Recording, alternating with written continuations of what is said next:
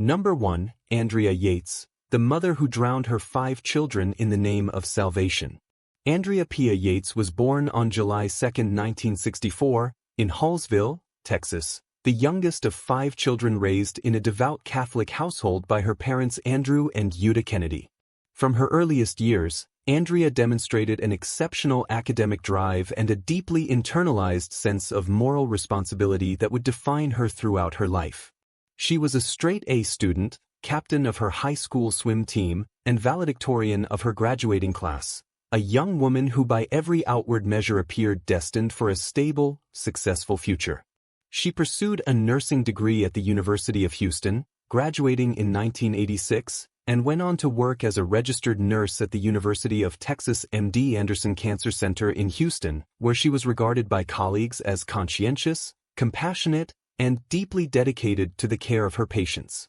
To those who knew her during these years, Andrea Kennedy was a model of composure and competence, someone whose internal world seemed as ordered as her professional conduct. But beneath the surface of that composed exterior, there were psychological currents moving in directions that would not become visible to the outside world for many years, and by the time they did, the consequences would be catastrophic beyond imagination. Andrea met Russell "Rusty" Yates in 1989 through a chance encounter at their apartment complex in Houston. Rusty was a NASA engineer, a man of strong religious conviction who had grown up in a Southern Baptist household and who, over the years, had developed an increasingly fervent and unconventional interpretation of Christian faith heavily influenced by an itinerant preacher named Michael Peter Warrenicki. The two began dating and were married on April 17, 1993, in a ceremony that marked the beginning of what would become a profoundly unusual domestic life shaped by Rusty's religious beliefs and Andrea's willingness, even eagerness,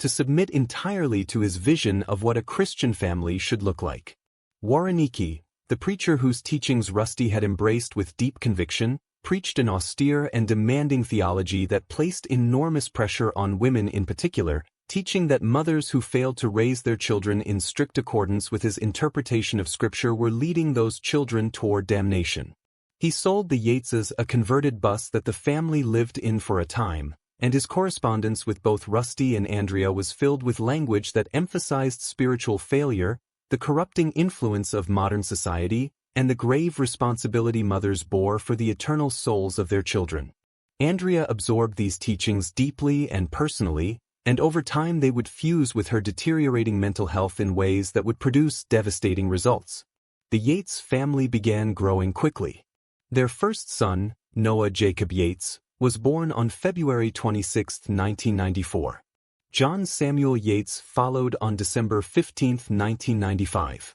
Paul Abraham Yates was born on September 13, 1997. Luke David Yates arrived on February 15, 1999. Each pregnancy was physically and emotionally demanding, and the weight of homeschooling all of her children, maintaining a household often without adequate support, and living under the shadow of Warrenicki's demanding theology placed relentless pressure on Andrea's psyche. Rusty worked long hours and believed strongly that Andrea's place was in the home, educating and raising the children according to their faith. Andrea, for her part, seemed to accept this arrangement, but the toll it was taking on her mental health was becoming increasingly apparent to those around her, even as the full severity of what was happening inside her mind remained hidden from most. In June 1999, shortly after the birth of their fourth child Luke, Andrea suffered her first major psychiatric breakdown. She was found by Rusty in a catatonic state, having scratched large patches of skin from her head. She had stopped eating, could barely speak, and was clearly in the grip of a severe psychiatric crisis. She was hospitalized at Methodist Hospital in Houston and placed under the care of psychiatrist Dr. Eileen Starbranch, who diagnosed her with severe postpartum depression and prescribed antidepressants including Haldol, an antipsychotic. Under treatment, Andrea improved, and Dr. Starbranch gave Rusty an explicit and documented warning at the time of Andrea's discharge. She cautioned him in the strongest possible terms that having another child would be a serious risk to Andrea's mental health and could precipitate another, potentially worse, breakdown. This warning was not heeded. Within weeks of Andrea's discharge from the hospital, She had attempted suicide by taking an overdose of her father's pills, and she was hospitalized again. She responded to treatment a second time and was eventually stabilized, but the pattern of crisis and partial recovery was now well established, and the foundation beneath the Yates family's life was far more precarious than it appeared from the outside. In November 2000, Andrea's father, Andrew Kennedy, to whom she had been deeply devoted, died of Alzheimer's disease. The loss devastated her. And just weeks later, she discovered she was pregnant again, this time with the couple's fifth child. Mary Deborah Yates was born on November 30, 2000, and with Mary's birth Andrea's mental state deteriorated rapidly and dramatically. She stopped eating. She refused to nurse the baby. She sat rigid and unresponsive for long periods. She scratched her scalp obsessively. She hallucinated. She reported hearing voices. She told Rusty she was having visions of a knife. In January 2001, she was hospitalized for the third time and placed under the care of psychiatrist Dr. Mohammed Saeed, who treated her with Haldol and noted clinical improvement before discharging her in March 2001. But the improvement was fragile and incomplete, and within weeks of her return home, Andrea's condition had deteriorated again. Dr. Saeed discontinued the Haldol in early May 2001, a decision that would later become a major point of contention, and by the morning of June 20, 2001, Andrea Yates was in the deepest, most distorted depths of psychotic illness she had ever experienced. On the morning of June 20, 2001, Rusty Yates left for work at approximately 9 a.m. after his mother, Dora Yates, had arrived at the house and was expected to help with the children later that morning. The children were at home: Noah, aged 7, John, aged 5, Paul, aged 3, Luke, aged 2, and Mary, just 6 months old. What happened in the next hour inside that house on Beachcomber Lane in the Clear Lake area of Houston was so incomprehensible in its horror that it would shock the entire country and ignite a national debate about mental illness, postpartum psychosis, religious extremism, the failures of the psychiatric system, and the nature of criminal responsibility itself. Andrea Yates, in a state of profound psychotic delusion, filled the bathtub in the family bathroom with water. She then carried each of her children, one by one, into the bathroom and held them beneath the surface of the water until they drowned. The youngest, Mary, was drowned first. Then Luke, then Paul, then John. Noah, the eldest at 7 years old, apparently became aware that something was happening and ran, but Andrea caught him and carried him back to the bathtub. He fought, and his death was the most prolonged. When it was over, Andrea placed the bodies of the 4 younger children in her and Rusty's bed, arranging them carefully, and left Noah's body in the bathtub. She then called 911 and told the dispatcher that she had just killed her children. She also called Rusty at work and told him he needed to come home. When Rusty arrived, he found police already there, and the full enormity of what his wife had done became apparent to him in moments that those who were present described as the most harrowing they had ever witnessed. When Houston Police Department officers arrived at the scene, they found Andrea calm, almost eerily so. She told them clearly and without apparent distress that she had drowned her children. She did not flee, did not attempt to conceal what had happened, and did not offer any explanation that suggested an attempt to escape responsibility. Detective Eric Mell interviewed her at the scene and later at the police station, and Andrea spoke to him openly. She told him she was a bad mother. She told him she had been thinking about harming her children for 2 years. She told him that Satan had taken control of her.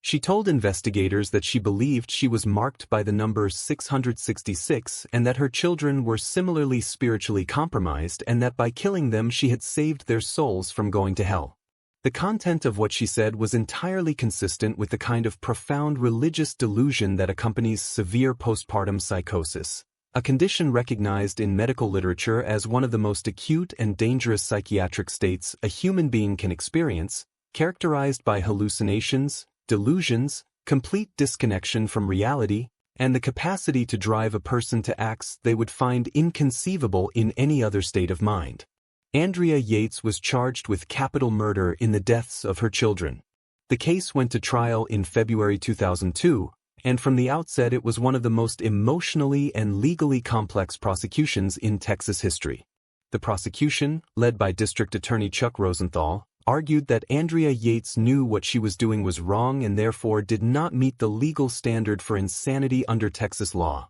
which required that the defendant not know that her actions were wrong at the time she committed them. The defense, led by attorney George Parnham, argued that Andrea was in the grip of a severe and well-documented psychotic break, that she had a long history of psychiatric illness, that she had been hospitalized multiple times, that her doctors had failed to provide adequate care, and that at the time of the killings she was so consumed by delusional thinking that she genuinely believed she was saving her children rather than harming them. The trial featured testimony from numerous psychiatric experts on both sides, and the case exposed to the public in stark detail the realities of postpartum psychosis, a condition that many people had never heard of and that prosecutors seemed determined to minimize or dismiss. The prosecution's key expert witness was Dr. Park Dietz, a forensic psychiatrist who testified that Andrea had been inspired by a law and order episode in which a woman drowned her children and was found not guilty by reason of insanity.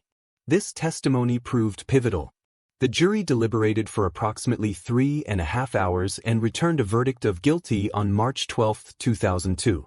Andrea Yates was sentenced to life in prison. But the case was far from over. On appeal, it was discovered that Dr. Park Dietz's testimony about the law and order episode was factually false. No such episode had ever aired. This constituted significant error, and in January 2005 the Texas First Court of Appeals overturned Andrea Yates's conviction on the grounds that Dietz's false testimony could have influenced the jury's verdict. The case was ordered for retrial. The second trial began in June 2006 and took place in a very different cultural climate than the first. In the intervening years, public understanding of postpartum psychosis had grown considerably, in large part because of the enormous media coverage of the Yates case itself and the advocacy work of organizations dedicated to maternal mental health. The defense presented largely the same argument, but this time the jury, after deliberating for approximately 13 hours, returned a verdict of not guilty by reason of insanity on July 26, 2006.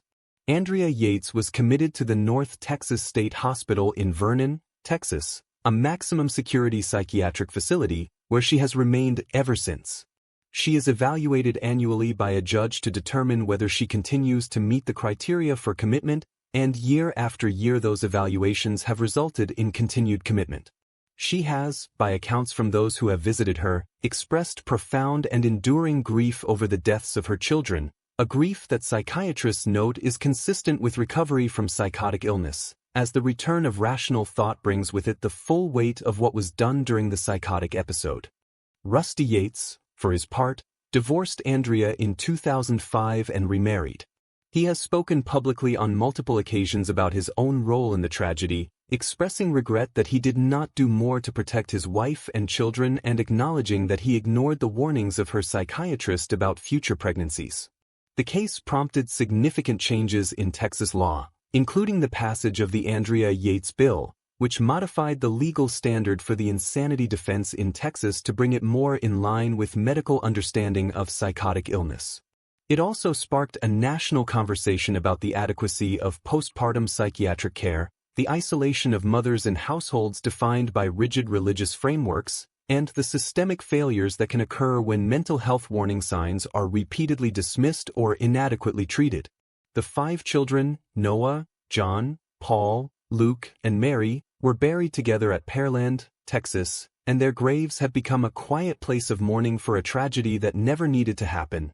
that was preceded by years of warning signs, by hospitalization after hospitalization, by a psychiatrist's explicit caution that went unheeded, and by a system of care that failed a profoundly ill woman and the 5 small lives who depended on her for everything. The legacy of the Andrea Yates case is one of the most complicated and painful in the history of American criminal justice. It is not a story of evil in any simple or satisfying sense. It is a story of mental illness so severe that it consumed a person's entire grip on reality. It is a story of religious ideology so demanding that it placed unbearable pressure on a woman already struggling to hold herself together. It is a story of a medical system that treated and discharged a patient multiple times without ensuring that the conditions of her life would support her recovery. It is a story of a husband who loved his wife but who allowed his beliefs to override the explicit warnings of the doctors responsible for her care.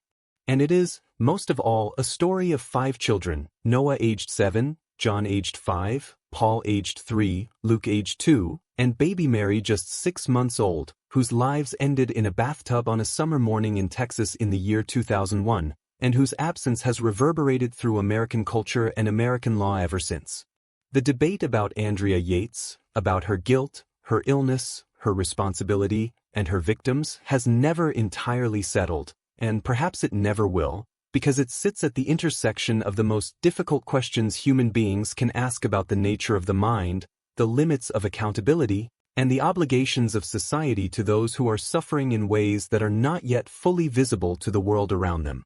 Number 2, Susan Smith, the mother who sent her sons to a watery grave and blamed a stranger who never existed. Susan Lee Vaughn was born on September 26, 1971, in Union, South Carolina, a small mill town nestled in the northwestern corner of the state where everybody knew everybody, where church attendance defined a person's standing in the community, and where the rhythms of daily life moved slowly and predictably from one generation to the next. Union was the kind of place where tragedy felt especially raw because it was personal, where a crime committed against one family was felt across the entire fabric of the town, and where the bonds of community could become both a source of strength and a source of suffocating expectation. Susan grew up in this environment as the daughter of Harry Ray Vaughn and Linda Harrison, and her early childhood, on the surface at least, appeared unremarkable in the way that many childhoods in small southern towns appeared unremarkable, defined by school and church and the quiet routines of family life.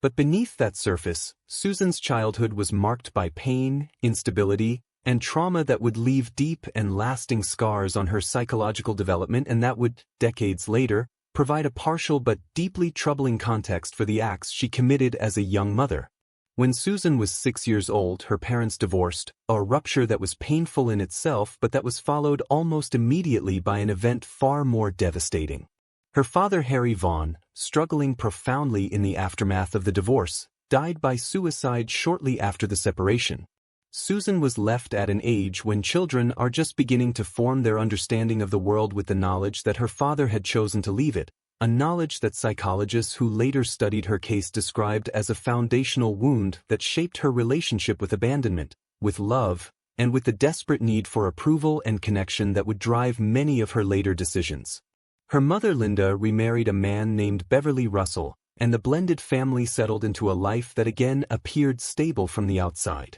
Beverly Russell was a prominent figure in the Union community, a member of the South Carolina Republican Party's executive committee and an active leader in the Christian Coalition, a man whose public profile was one of respectability and moral authority. But behind closed doors, Beverly Russell was committing acts against his stepdaughter that were criminal and deeply damaging. Susan later disclosed that Russell had begun sexually abusing her when she was a teenager, and that the abuse had continued into her adulthood, a revelation that cast a long and horrifying shadow over the Russell household and over the community's image of itself as a place defined by Christian values and upright living. Susan's adolescence was turbulent. She struggled with depression and made at least 2 suicide attempts as a teenager, episodes that reflected the depth of the psychological pain she was carrying even as she continued to present a functional face to the world around her. She was known by classmates as friendly and sociable, someone who sought connection and approval eagerly, and she was involved in school activities that gave her a sense of belonging and visibility. But the internal landscape was very different from the external presentation, and the pattern of seeking love and validation from men, rooted in the trauma of her father's suicide and the abuse by her stepfather, would define her romantic relationships throughout her young adult life. She began dating David Smith, a young man from Union, and the two married on March 15, 1991, when Susan was 19 years old. Their first son, Michael Daniel Smith, was born on October 10, 1991, a healthy and bright-eyed boy who by all accounts brought genuine joy to both his parents in the early period of the marriage. Their second son, Alexander Tyler Smith, known as Alex, was born on August 5, 1993, and for a brief time the young family seemed to be finding its footing. But Susan and David's marriage was troubled from the beginning, marked by infidelity on both sides, financial stress, and the accumulated weight of two very young people trying to build a life together without the emotional tools or stability to do so successfully. They separated and reconciled multiple times before finally divorcing in 1993, an outcome that left Susan as the primary caretaker of Michael and Alex while she continued to work and navigate the emotional chaos of her personal life. After the divorce, Susan became involved with a wealthy young man named Tom Findley, the son of Conso International's owner J. Carey Findley, whose family was one of the most prominent and affluent in Union County. Tom Findley represented to Susan everything she had always reached for: wealth, status, security, and the validation of being chosen by someone the community admired, and she pursued the relationship with an intensity that reflected how much she needed it to succeed. But Tom Findley had reservations about committing to a woman with two young children, and on October 17, 1994, he sent Susan a letter in which he broke off their romantic relationship explicitly, citing among his reasons the fact that he was not ready to take on the responsibility of being a father to someone else's children. The letter was a devastating blow to Susan, and investigators and psychologists who later examined her case identified it as a critical precipitating factor in what happened just days later, on the night of October 25, 1994. On that night, Susan Smith strapped her two sons, 3-year-old Michael and 14-month-old Alex, into their car seats in the back of her burgundy 1990 Mazda Protégé and drove to John D. Long Lake, a body of water located about 9 miles outside of Union that was a familiar and unremarkable part of the local landscape, the kind of place people drove past without thinking twice. It was approximately 9 p.m. when she arrived at the lake's boat ramp, a concrete slope that descended directly into the dark water. What happened at that boat ramp in the next few minutes was something that Susan Smith would spend years struggling to explain and that the rest of the country would spend years struggling to comprehend. She released the parking brake of the car, allowed it to roll forward down the ramp, and then stepped out as the vehicle gained momentum toward the water. The car rolled into John D. Long Lake and sank beneath the surface. Michael and Alex Smith, still strapped into their car seats, drowned as the car filled with water and settled on the lake's bottom, approximately 18 feet below the surface. They were 3 years old and 14 months old. They had done nothing except exist in the world as the children of a woman who, in a moment of profound psychological collapse driven by rejection, desperation, and a complete moral failure, had decided they were an obstacle to the life she wanted.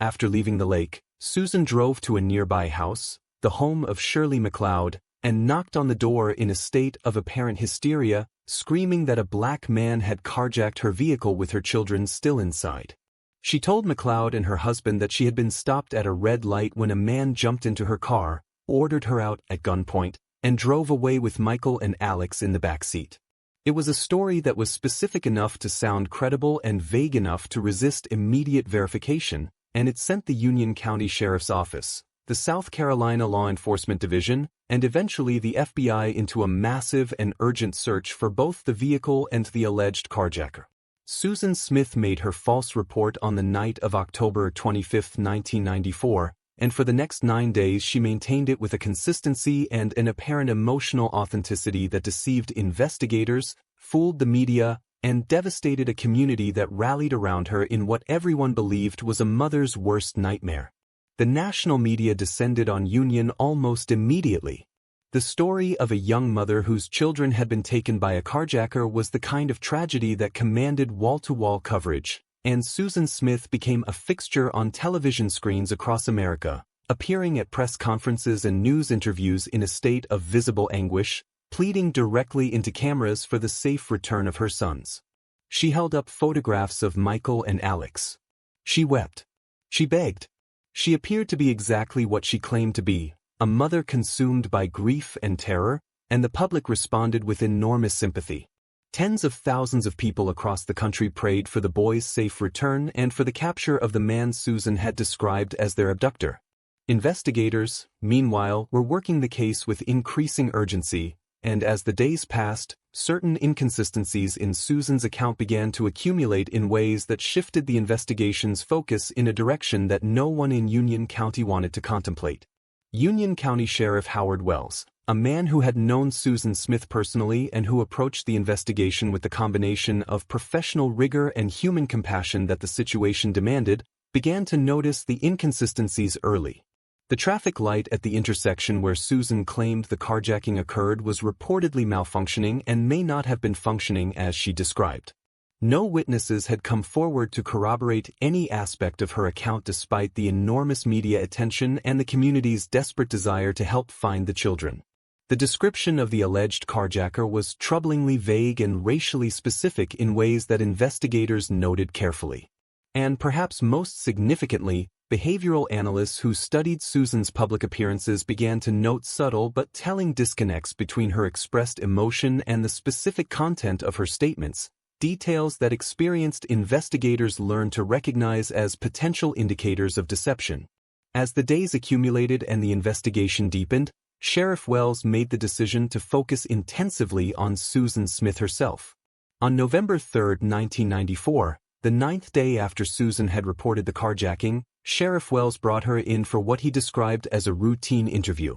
The interview was calm and methodical, and Wells, who had built a careful rapport with Susan over the preceding days, gently but persistently challenged the elements of her story that did not add up. After several hours, Susan Smith broke. She confessed that there had been no carjacker, that no man had taken her children, that she had driven to John D. Long Lake herself and rolled her car into the water with Michael and Alex inside. The confession was devastating in its simplicity and its horror. She told investigators where the car could be found, and diving teams were immediately dispatched to the lake. The burgundy Mazda was located on the lake bottom approximately 122 feet from the boat ramp, and inside the car, still strapped into their car seats, were the bodies of Michael and Alexander Smith. They had been in that lake for 9 days. The discovery of the children's bodies transformed Union, South Carolina, overnight. The grief that the community had been directing outward toward a phantom carjacker now turned inward with the force of a collapsed dam, and the rage that accompanied that grief was enormous and raw and entirely understandable. The woman the community had been comforting and supporting and praying for was the woman who had killed her own children and then looked into cameras and lied about it while their bodies lay at the bottom of a lake 9 miles away. Susan Smith was arrested on November 3, 1994, the same day she confessed, and was charged with 2 counts of murder. The charges carried the possibility of the death penalty, and the prosecution made clear from the outset that it would seek to impose it. Susan Smith's trial began on July 10, 1995, in Union County, before Judge William Howard. The prosecution was led by solicitor Tommy Pope, who argued that Susan Smith had committed a calculated, premeditated act motivated by her desire to pursue a romantic relationship unencumbered by the presence of her children. The defense, led by attorneys David Bruck and Judy Clark, did not dispute that Susan had killed her children. Instead, they presented a portrait of a deeply damaged woman whose history of trauma, sexual abuse, depression, suicide attempts, and profound psychological instability had culminated in a moment of catastrophic breakdown. They argued that while Susan was legally responsible for her actions, the death penalty was not the appropriate response to a crime committed by someone whose entire life had been shaped by abuse and mental illness. The defense called Beverly Russell to the stand, and Russell confirmed under oath that he had sexually abused Susan, a confirmation that produced audible reactions in the courtroom and that added an additional layer of moral complexity to an already almost unbearably difficult case. The trial lasted approximately 2 weeks. The jury heard testimony from investigators, forensic experts, mental health professionals, and family members, and they were asked to determine not whether Susan Smith was guilty, a question she herself had already answered, but whether she deserved to die for what she had done. On July 22, 1995, after deliberating for approximately 2.5 hours, the jury returned a verdict of guilty on both counts of murder. The sentencing phase followed, and on July 28, 1995, the same jury declined to impose the death penalty and instead sentenced Susan Smith to life in prison with the possibility of parole after 30 years. Under the terms of her sentence, Susan Smith will not be eligible for parole until 2025, a date that has since arrived and been the subject of ongoing legal proceedings.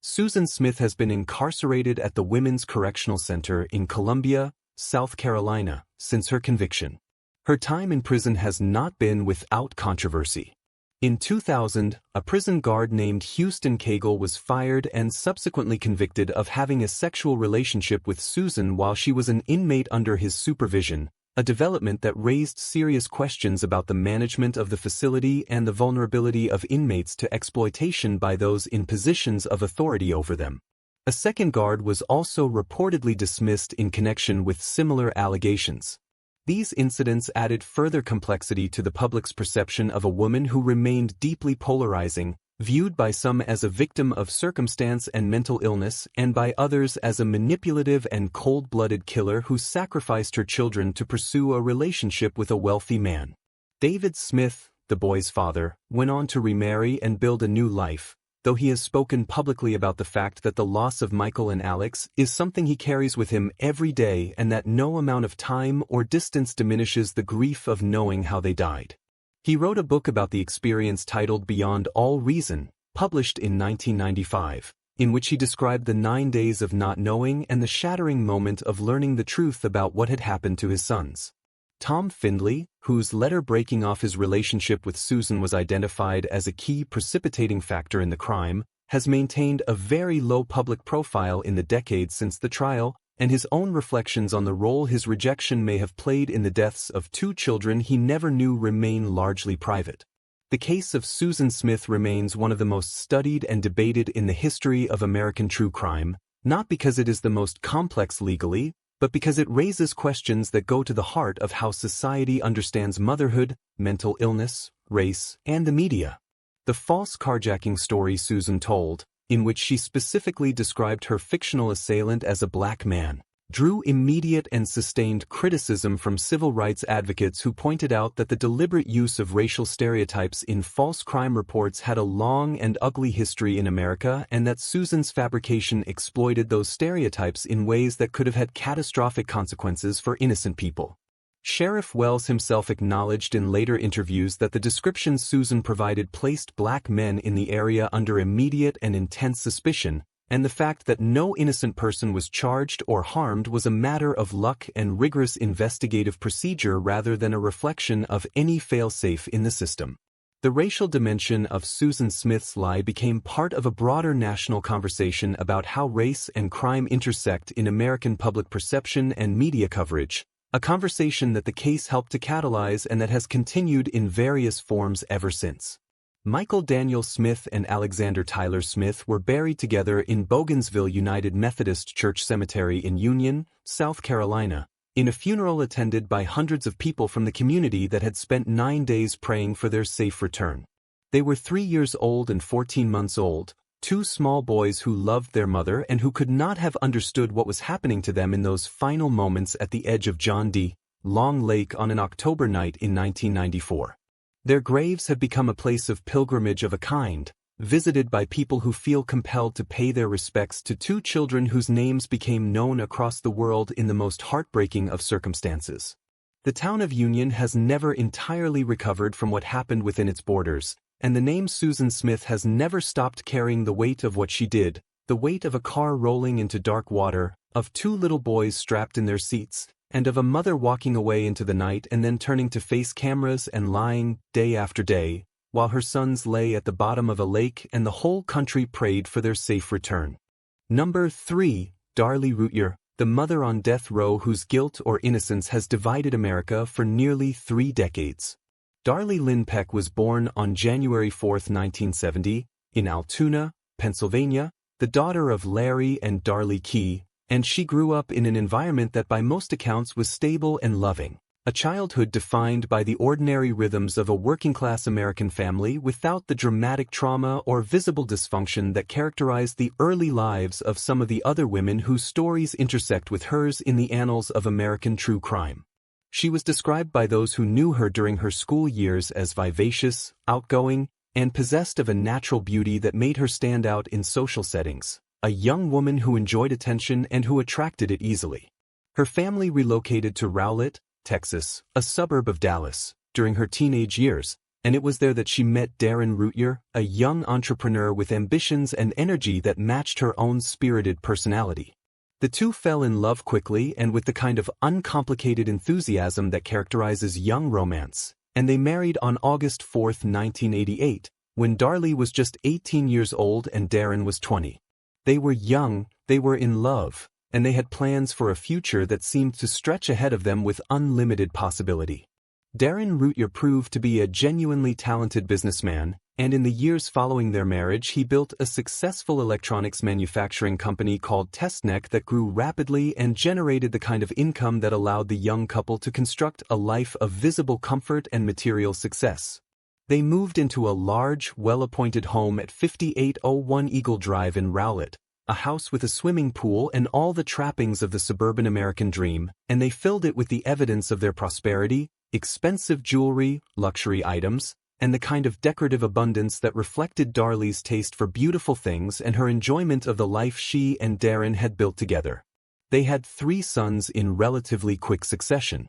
Devin Darlie Routier was born on January 8, 1989. Damon Christian Routier was born on February 16, 1990. And Drake Andrew Routier, their youngest, was born on October 18, 1994. The family appeared, by every external measure, to be living the life that American culture holds up as the definition of success: a loving marriage, beautiful children, a big house, financial security, and a future that seemed to promise only more of the same. But the picture of perfection had cracks that were not immediately visible to the outside world. By late 1995 and into 1996, Darren's business was experiencing serious financial difficulties, the kind that threatened not just the company but the entire lifestyle the Routiers had constructed around its success. There were significant debts, overdue payments, and the growing anxiety that comes with watching something you have built begin to come apart at the seams. Darlie, for her part,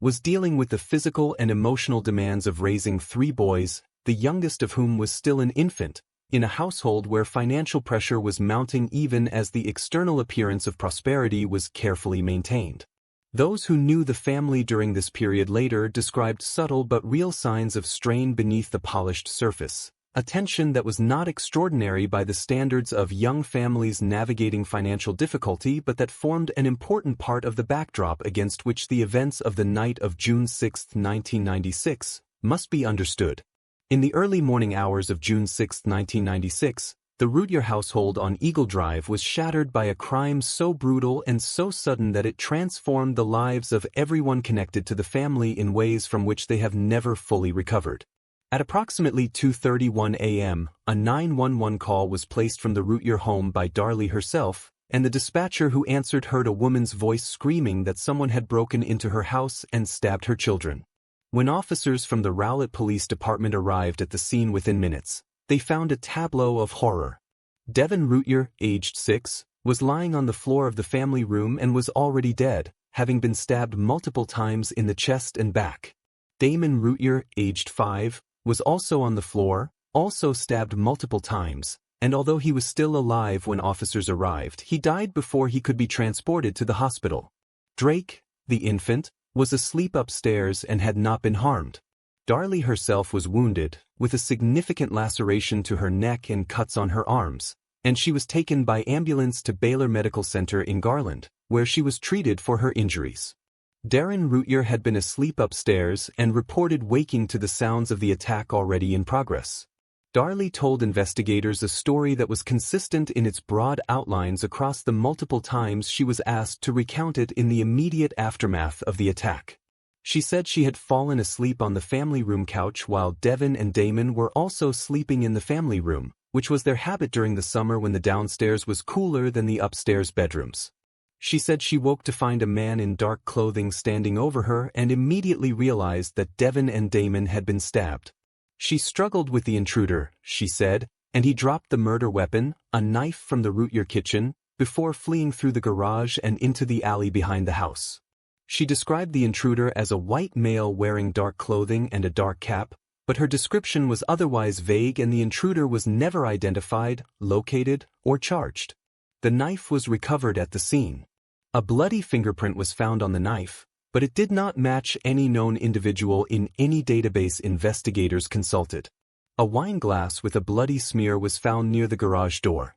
Blood was found in the garage and in the alley, though subsequent analysis of the blood in the alley raised questions about whether it was consistent with a fleeing intruder or with some other explanation. Investigators from the Rowlett Police Department and the Texas Rangers, who were called in to assist with the case, processed the crime scene with meticulous care, and as they did, certain aspects of what they found began to trouble them. The scene, they noted, had characteristics that were difficult to reconcile with Darlie's account of a violent struggle with an intruder. The family room, while blood-soaked in the areas immediately around the victims, was otherwise remarkably undisturbed. Decorative items that one would expect to be knocked over or displaced during a violent struggle between a woman and an intruder were found intact and in their proper places. A flower arrangement on a nearby table had not been disturbed. The family's pet dog, which was in the house, had apparently not barked or raised an alarm, a detail that investigators found significant given the account of a violent intrusion by a stranger. The bread box in the kitchen, which Darlie said the intruder had brushed past, was found with a small amount of blood on it, but the positioning of the blood was questioned by forensic analysts. And the sock, perhaps the most contested piece of evidence in the entire case, was found approximately 75 yards from the house in the alley, containing fibers from the carpet of the Routier home and a small amount of blood that DNA testing later determined belonged to both Darlie Routier and one of the boys. The prosecution argued that this sock had been planted to suggest the intruder's flight path, and that it could not have gotten where it was by any means consistent with Darlie's account of the night's events. The investigation moved with a speed that reflected the investigators' growing conviction that Darlie Routier was responsible for the deaths of her sons. On June 18, 1996, less than 2 weeks after the murders, Darlie Routier was arrested and charged with capital murder in the death of Damon Routier. The charge in Damon's death was prosecuted first, with the prosecution reserving the option to try her separately for Devon's murder. The arrest shocked the community and the country, which had largely viewed Darlie as a grieving mother and a victim, and it launched a public debate that has continued with remarkable intensity to the present day, one of the most sustained and passionate arguments in American true crime history about whether the right person was prosecuted, convicted, and sentenced to die. The trial of Darlie Routier began on January 6, 1997, in Kerrville, Texas, before Judge Mark Tolley, having been moved from Dallas County on a change of venue motion due to the enormous pretrial publicity the case had generated. The prosecution was led by Toby Shook and Greg Davis, and their case rested on a combination of forensic evidence and behavioral evidence that they argued collectively pointed to Darlie as the killer rather than any unknown intruder. They presented the crime scene analysis suggesting that the absence of disturbance was inconsistent with a violent struggle. They presented testimony about the sock found in the alley, arguing it had been planted. They presented forensic analysis of the wounds on Darlie's neck, with their expert arguing that the laceration, while serious and close to vital structures, had the characteristics of a self-inflicted wound rather than one made by an attacking intruder. They presented evidence of the family's financial difficulties and suggested that Darlie had taken out a large life insurance policy on the boys, though this claim was later disputed vigorously by the defense.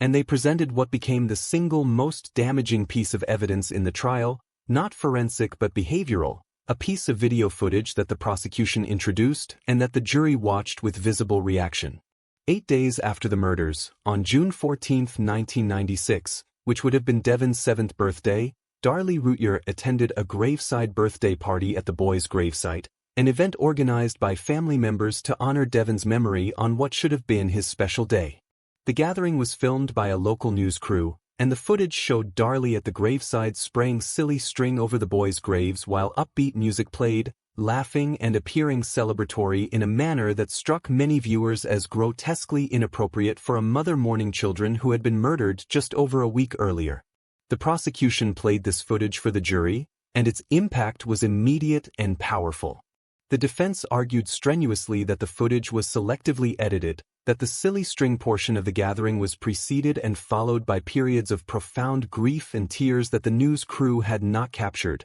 and that the decision to include the silly string was made by family members who wanted to honor the boys' playful spirits and who believed Devon would have wanted something joyful on his birthday. These arguments were reasonable and were supported by witnesses who had been present at the full gathering, but the image of a mother spraying silly string and laughing over the graves of her recently murdered children was one that, once seen, was extraordinarily difficult to process in a way favorable to the defense. The defense, led by attorneys Doug Mulder and Richard Mosty, challenged every element of the prosecution's forensic case and presented their own expert witnesses who offered alternative interpretations of the physical evidence. They argued that the crime scene was consistent with a brief but violent struggle that would not necessarily have caused the widespread disruption the prosecution claimed was absent. They argued that the wound on Darlie's neck, which came within 2 millimeters of her carotid artery and jugular vein, was far too dangerous to have been self-inflicted, that no person in their right mind would cut themselves so close to structures whose severance would cause rapid death. They challenged the prosecution's characterization of the sock's location and presented their own analysis suggesting it was consistent with being dropped by a fleeing intruder. They pointed to the unidentified bloody fingerprint on the murder weapon and asked the jury to consider what it meant that a print found on the knife that killed these boys belonged to no one in any law enforcement database. And they argued that the prosecution's portrait of Darlie as a cold and calculating killer was simply incompatible with everything those who knew her said about who she was as a person and as a mother. After deliberating for approximately 7 hours, the jury returned a verdict of guilty on February 1, 1997. The sentencing phase was brief, and on February 4, 1997, the jury sentenced Darlie Routier to death by lethal injection. She was transported to the Mountain View unit of the Texas Department of Criminal Justice in Gatesville, Texas, where she has been on death row ever since, making her one of the longest-serving women on death row in the United States. In the nearly 3 decades since her conviction, Darlie Routier's case has attracted an extraordinary level of ongoing public and legal attention, driven by a persistent and vocal community of supporters who believe she is innocent and that the real killer of Devin and Damon Routier has never been identified or brought to justice. The post-conviction legal battles in the Routier case have been extensive and complex. Her attorneys have filed numerous appeals raising a wide range of issues, including challenges to the forensic evidence, questions about the conduct of the original investigation, and claims of ineffective assistance of counsel. One of the most significant developments in the post-conviction phase of the case came with advances in DNA technology that allowed for retesting of evidence that had not been fully analyzed at the time of the original trial. In 2019, a Texas court granted a hearing related to new DNA testing, and the results of that testing were mixed and contested, with defense experts arguing they pointed toward an unknown third party and prosecution experts arguing they were consistent with the original evidence and did not exonerate Darlie. The legal proceedings related to DNA evidence have continued into the 2020s, and as of the time of this writing, Darlie Routier remains on death row while her attorneys continue to pursue avenues of appeal. The case has also been the subject of extensive documentary coverage, investigative journalism, and true crime podcasts and series, many of which have raised serious questions about the quality of the original investigation and the reliability of some of the forensic conclusions that were central to the prosecution's case. Forensic science has advanced enormously since 1996, and techniques and standards that were accepted as reliable at that time have in some cases been reassessed or discredited in the intervening decades. The wound pattern analysis used to suggest Darlie's neck wound was self-inflicted, for example, has been questioned by subsequent experts who argue that such conclusions cannot be drawn with the certainty the prosecution implied. The analysis of the crime scene's level of disturbance has similarly been challenged by experts who argue that violent struggles do not always produce the widespread physical disruption that investigators in 1996 expected to find and that the absence of such disturbance cannot be treated as evidence of staging. The supporters of Darlie Routier are numerous, organized, and deeply committed. They have maintained websites, written books, produced documentaries,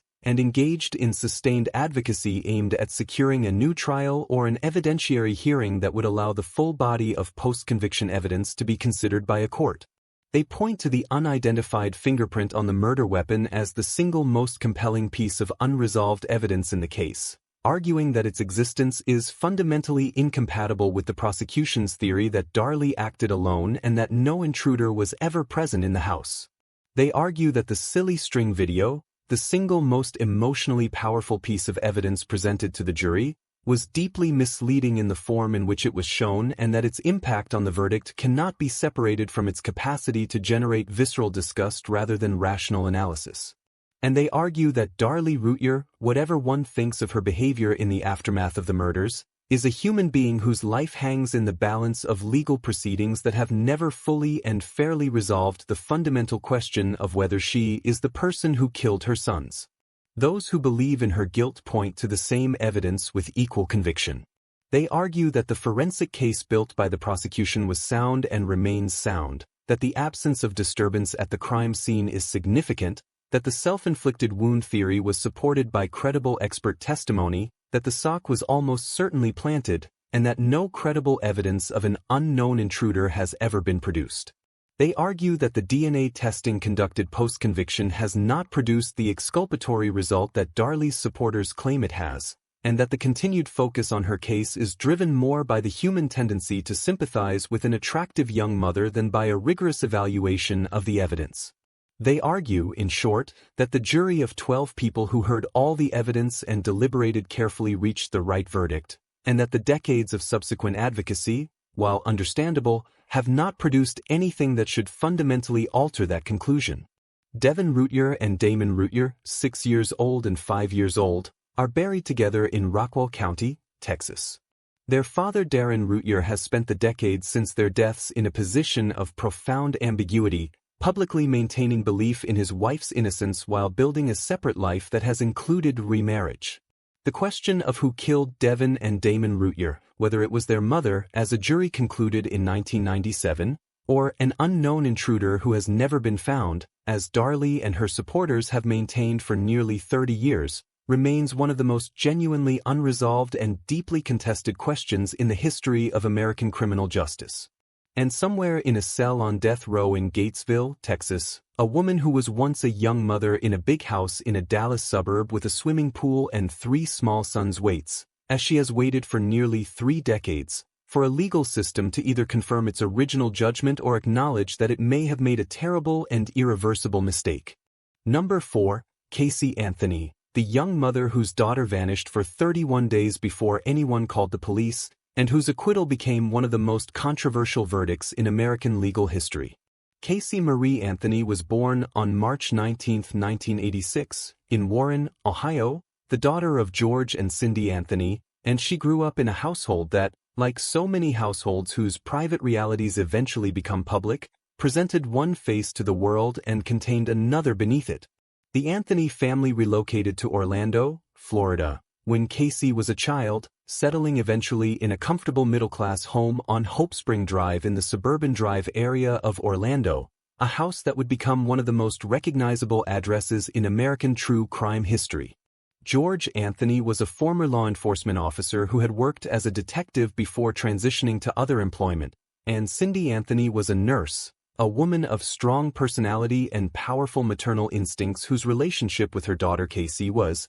by the accounts of virtually everyone who observed it over the years, complicated, intense, and frequently volatile in ways that went well beyond the ordinary friction between mothers and daughters. Caylee grew up in the shadow of these family dynamics, a bright and attractive young woman who learned early how to manage the impressions she made on the people around her, how to tell people what they wanted to hear, and how to construct versions of reality that served her immediate needs regardless of their relationship to the truth. Caylee Anthony's capacity for sustained and elaborate deception became apparent to those closest to her well before it became apparent to the world. Friends and family members later described a pattern of lies that ranged from the trivial to the significant, fabrications about her employment, her relationships, her daily activities, and her finances that she maintained with a confidence and a consistency that made them difficult to detect and even harder to confront. She claimed for an extended period to be employed at Universal Studios in Orlando,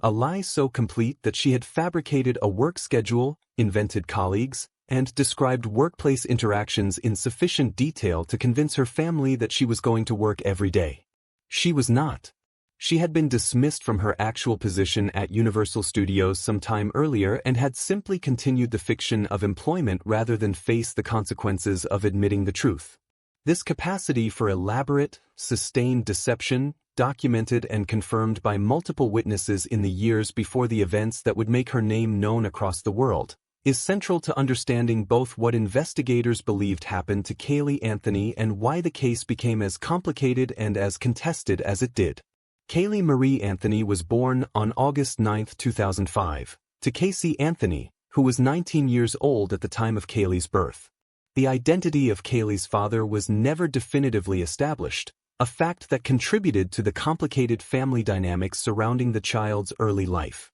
From the beginning, Caylee's care was shared in ways that reflected the tensions within the Anthony household. Cindy Anthony, Caylee's grandmother, was deeply involved in the child's day-to-day life, and the degree of that involvement was a source of ongoing friction between Cindy and Casey, with Cindy at times assuming a level of parental authority over Caylee that Casey experienced as an encroachment on her own role as the child's mother. Those who observed the family during Caylee's short life described a little girl who was by all accounts happy, affectionate, and beloved by the family members who surrounded her, a bright-eyed child with dark curly hair who called her grandmother Cindy by a special nickname and who brought genuine joy to the people who loved her. She was 2 years old in the summer of 2008, at the age when children are beginning to speak in sentences and to engage with the world around them with a curiosity and an energy that makes them magnetic to everyone they encounter. The last confirmed sighting of Caylee Marie Anthony alive was on June 16, 2008,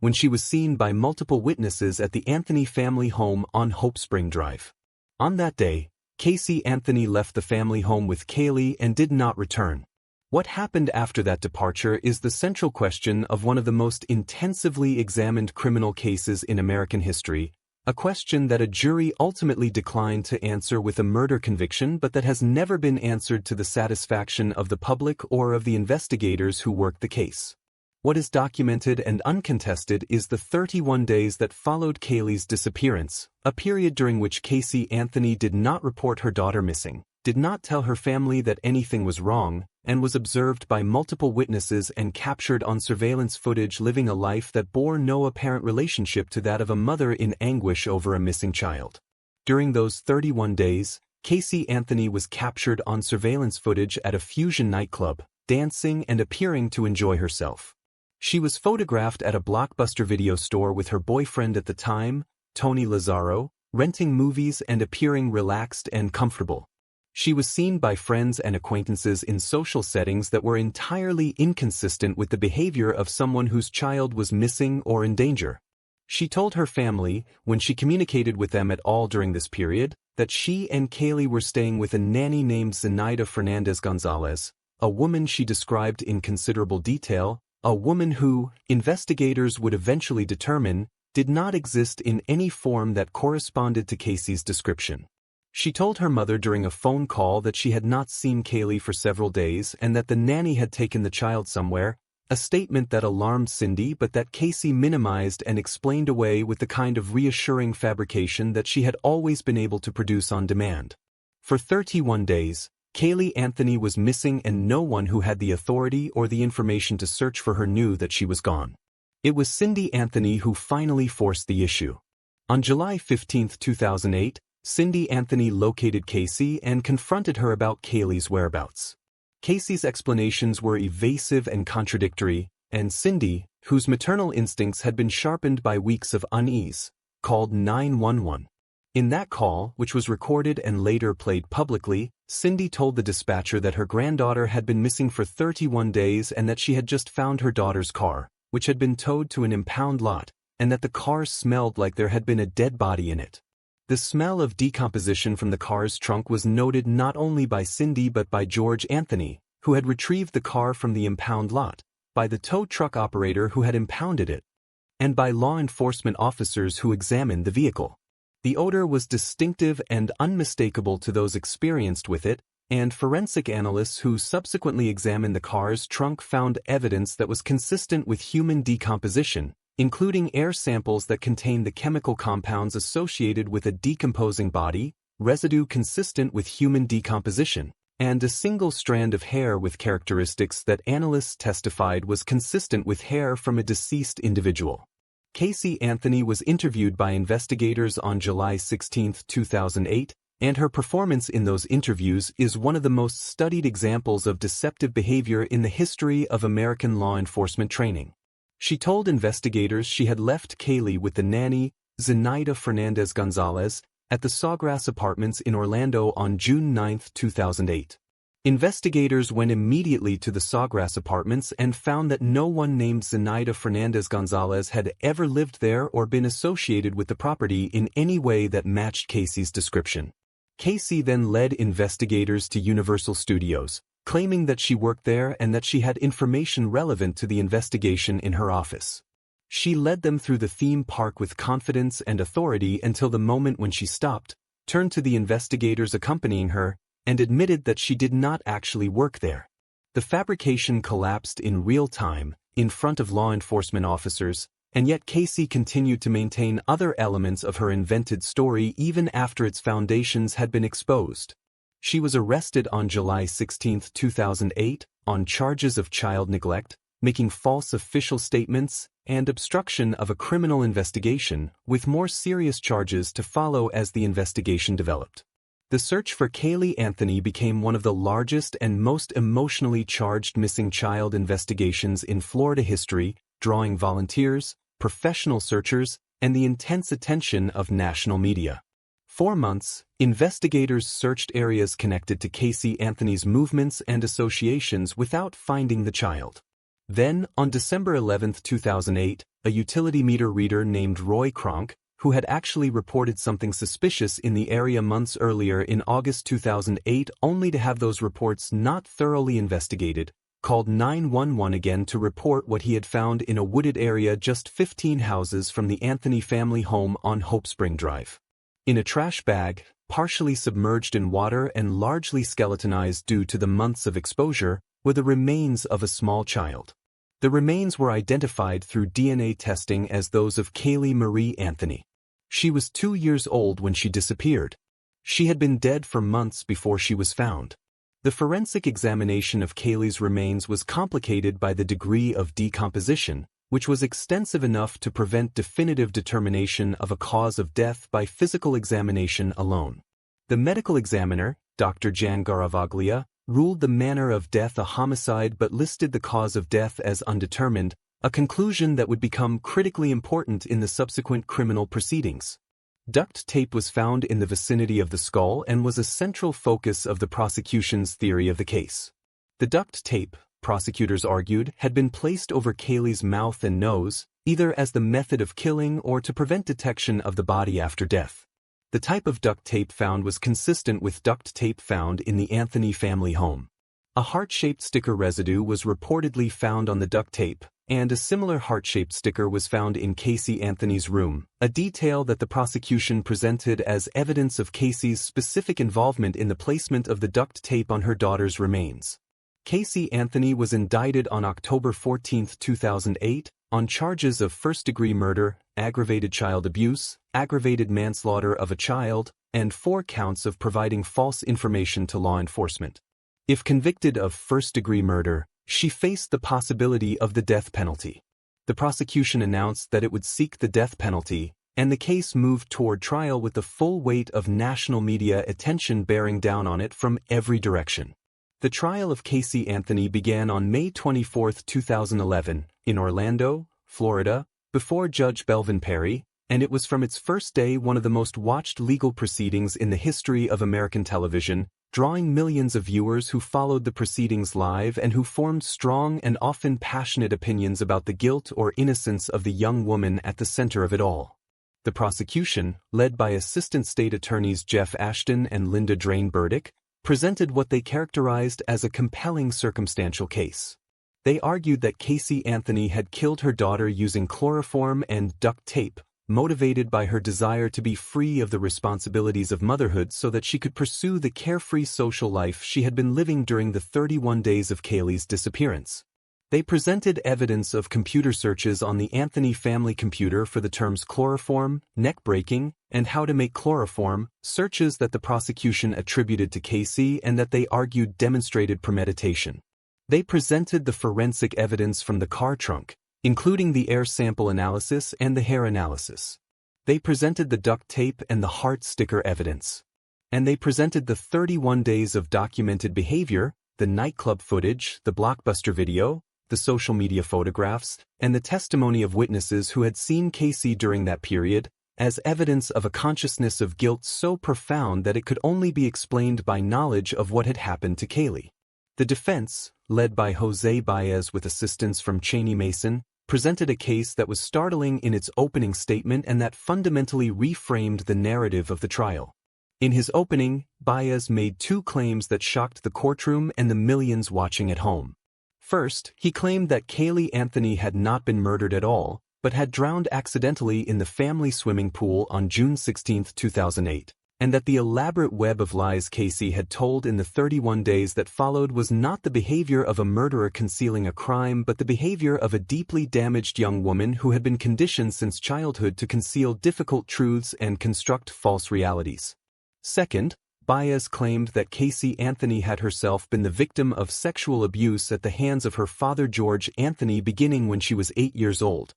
and that this history of abuse had created the psychological framework within which her extraordinary capacity for deception and denial had developed. George Anthony denied the abuse allegation categorically, and the defense was never able to produce direct evidence supporting it beyond Caylee's own account. But the accusation transformed the trial into something far more emotionally complex than a straightforward murder prosecution. The defense challenged every element of the prosecution's forensic case with vigor and considerable effectiveness. They attacked the chloroform search evidence, presenting testimony that cast doubt on the reliability of the software used to analyze the computer searches and suggesting that the prosecution's characterization of the number and frequency of chloroform searches was significantly exaggerated. They challenged the air sample analysis, presenting expert testimony arguing that the methodology used by the prosecution's forensic experts was not scientifically validated and that the results could not reliably establish that a decomposing human body had been in the trunk.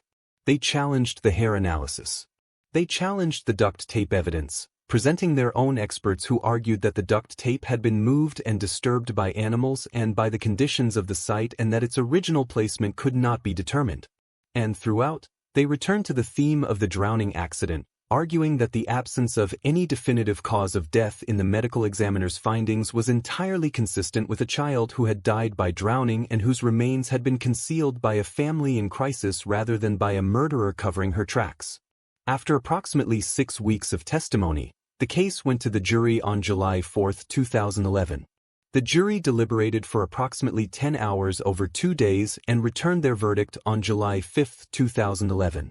Caylee Anthony was found not guilty of first-degree murder, not guilty of aggravated child abuse, and not guilty of aggravated manslaughter of a child. She was found guilty only of 4 counts of lying to law enforcement. The verdict detonated across America like a thunderclap. Reaction outside the courthouse was immediate and explosive, with crowds who had gathered to hear the verdict responding with expressions of outrage and disbelief that spread rapidly across social media platforms and dominated news coverage for days. Legal analysts debated the verdict with an intensity that reflected just how deeply the case had engaged the public's sense of justice. Those who believed Caylee was guilty argued that the jury had been swayed by the defense's emotional narrative and had applied an impossibly high standard of proof to a circumstantial case that was compelling precisely because direct evidence of murder is rarely available when the perpetrator has had months to conceal it. Those who accepted the verdict argued that the prosecution had failed to prove beyond a reasonable doubt how Caylee died, and that without proof of cause of death, a murder conviction was legally untenable regardless of how suspicious Caylee's behavior had been. Caylee Anthony was sentenced on July 7, 2011, to 4 years in jail with credit for time served and fines totaling $1,000 for the 4 lying convictions. Because she had already served nearly 3 years in pretrial detention, she was released from the Orange County Jail on July 17, 2011, just 12 days after the verdict. Her release was conducted in the early morning hours to avoid the crowds that had gathered outside the facility, and she disappeared from public view almost immediately, her whereabouts and activities in the years since her acquittal becoming a matter of persistent media speculation. She has given occasional interviews over the years in which she has maintained that she does not know what happened to Caylee, a position that satisfies essentially no one. In 2023 and into 2024 she has attempted to re-enter public life in various ways, each attempt met with the same combination of media attention and public hostility that has followed her since the verdict. Caylee Marie Anthony, who was born on August 9, 2005, and who was last seen alive on June 16, 2008, was 2 years and 10 months old when she disappeared. She is buried in an undisclosed location, her family having chosen not to make the gravesite public in order to protect it from the attention that has followed every aspect of this case. The question of what happened to her on June 16, 2008,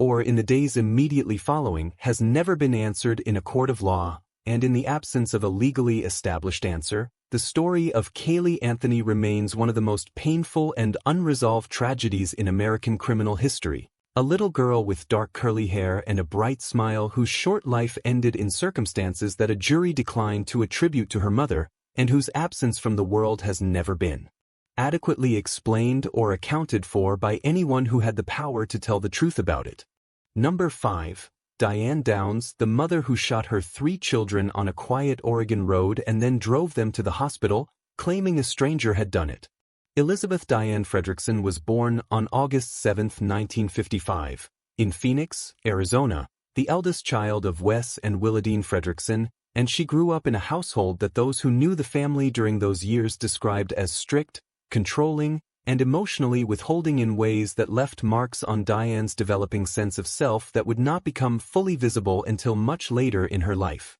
Her father was a domineering figure whose authority over the family was absolute and whose emotional availability to his children was limited, and Diane, as the eldest, bore the particular weight of navigating a family dynamic in which approval was scarce and expectations were high. She was a bright child with a quick intelligence and a powerful need for attention and validation that the family environment did not adequately meet, and she developed early the kind of self-sufficiency and emotional self-containment that children develop when they learn that their emotional needs will not be reliably met by the adults around them. She was also, by the accounts of those who knew her during her school years, strikingly attractive, possessed of a physical confidence and a personal magnetism that drew attention and that she learned to use effectively in her interactions with the world. Diane married Robert Downs when she was 17 years old, a marriage that was driven more by the desire to escape her family home than by any deep romantic connection, and the union produced 3 children in relatively quick succession. Christy Ann Downs was born on October 24, 1974.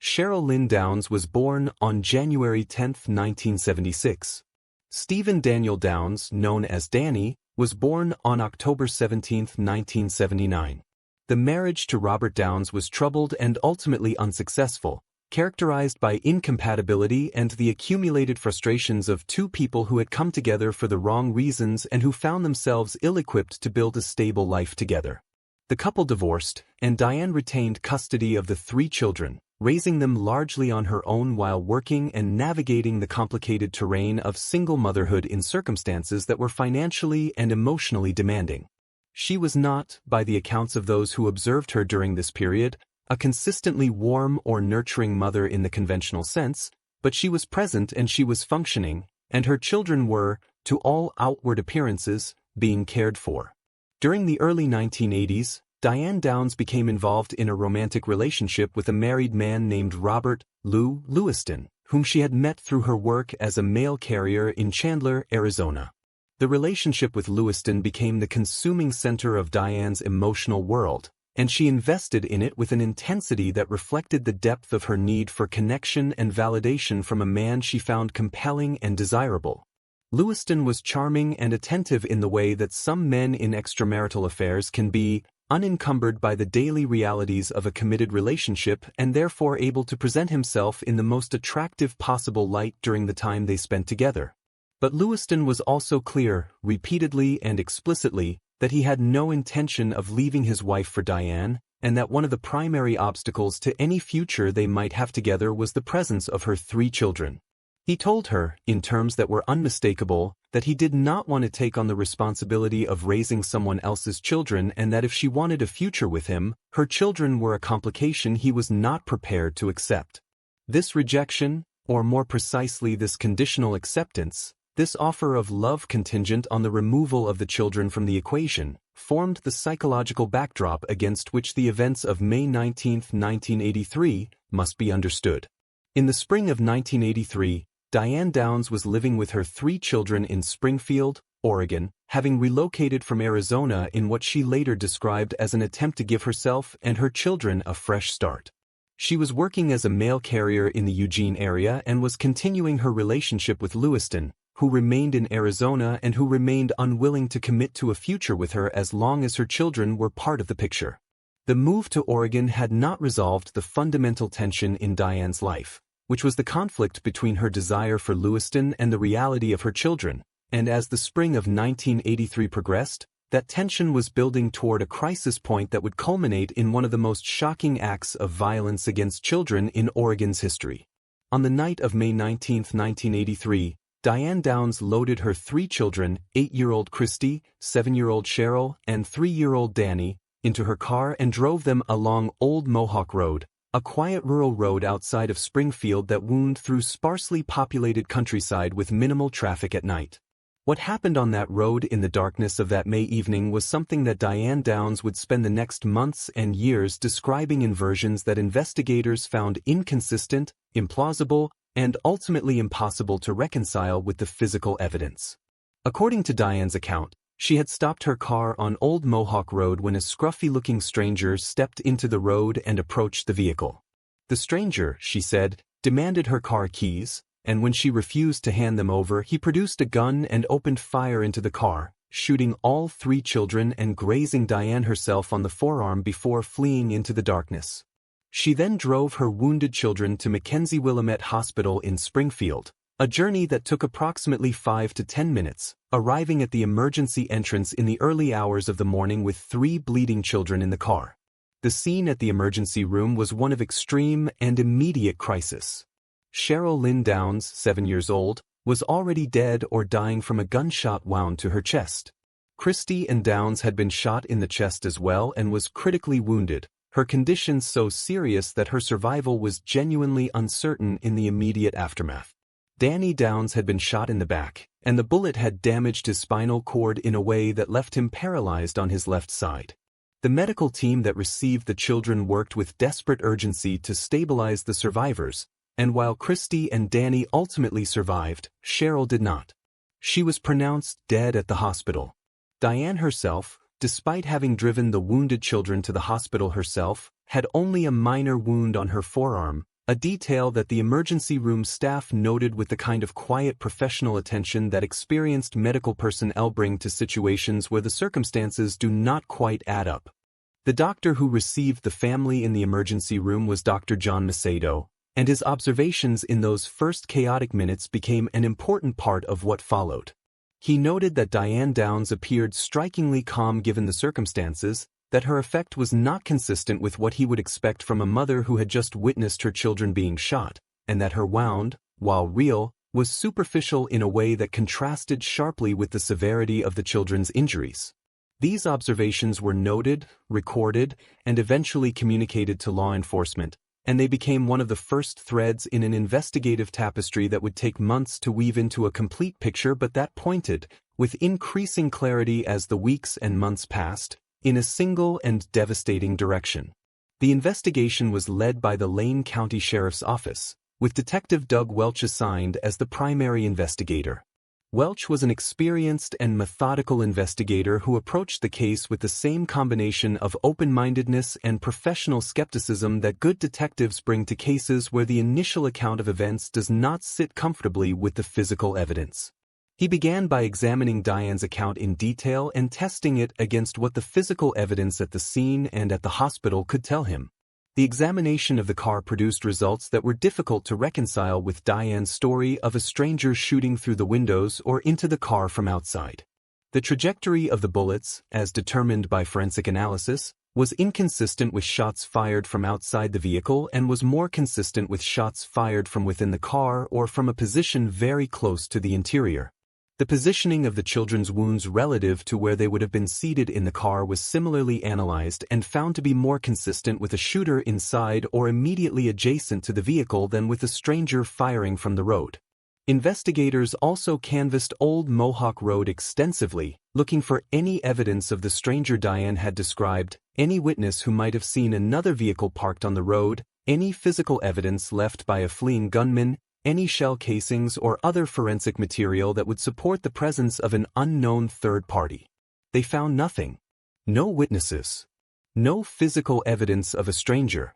No shell casings consistent with a position outside the vehicle. The road was quiet, sparsely traveled, and offered no corroboration whatsoever for the existence of the bushy-haired stranger Diane had described. The investigation also focused increasingly on Diane herself, on her background, her relationships, and the dynamics of her life in the months leading up to the shooting. Investigators learned about the relationship with Lewiston, about his explicit statements that he did not want children in his life, about the nature and intensity of Diane's attachment to him, and about the fact that she had been in contact with him in the period immediately before the shooting. The emerging portrait was of a woman whose emotional world was organized entirely around a man who had told her that her children were an obstacle to the relationship she desperately wanted. Christie and Downs, who had been critically wounded in the shooting and whose survival had been uncertain for weeks, eventually recovered sufficiently to begin communicating with investigators and with the medical personnel who cared for her,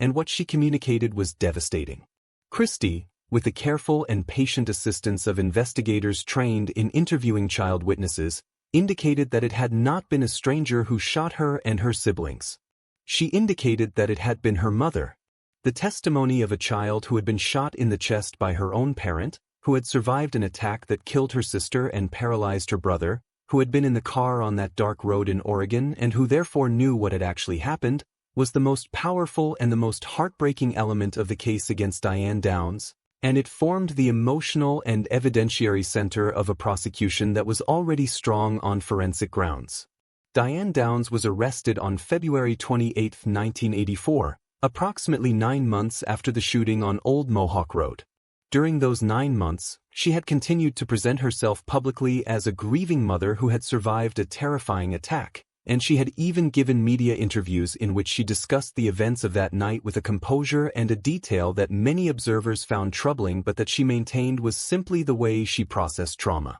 She had also, during the period between the shooting and her arrest, become pregnant, a development that added yet another layer of complexity to an already extraordinarily complicated case. She gave birth to a daughter while awaiting trial, and the baby was subsequently placed for adoption, a detail that added to the public's sense that they were dealing with a woman whose relationship to conventional maternal feeling was profoundly and disturbingly unusual. The trial of Diane Downs began on May 10, 1984, in Eugene, Oregon, before Judge Gregory Foote. The prosecution was led by District Attorney Fred Hughey, who had been deeply involved in the investigation from its earliest stages and who had developed a particular and profound connection to the surviving children, Christie and Danny, a connection that would eventually lead him and his wife to adopt both children after the trial concluded. Hughey prosecuted the case with a combination of forensic precision and emotional commitment that reflected both his professional skill and his personal investment in seeing justice done for Christie,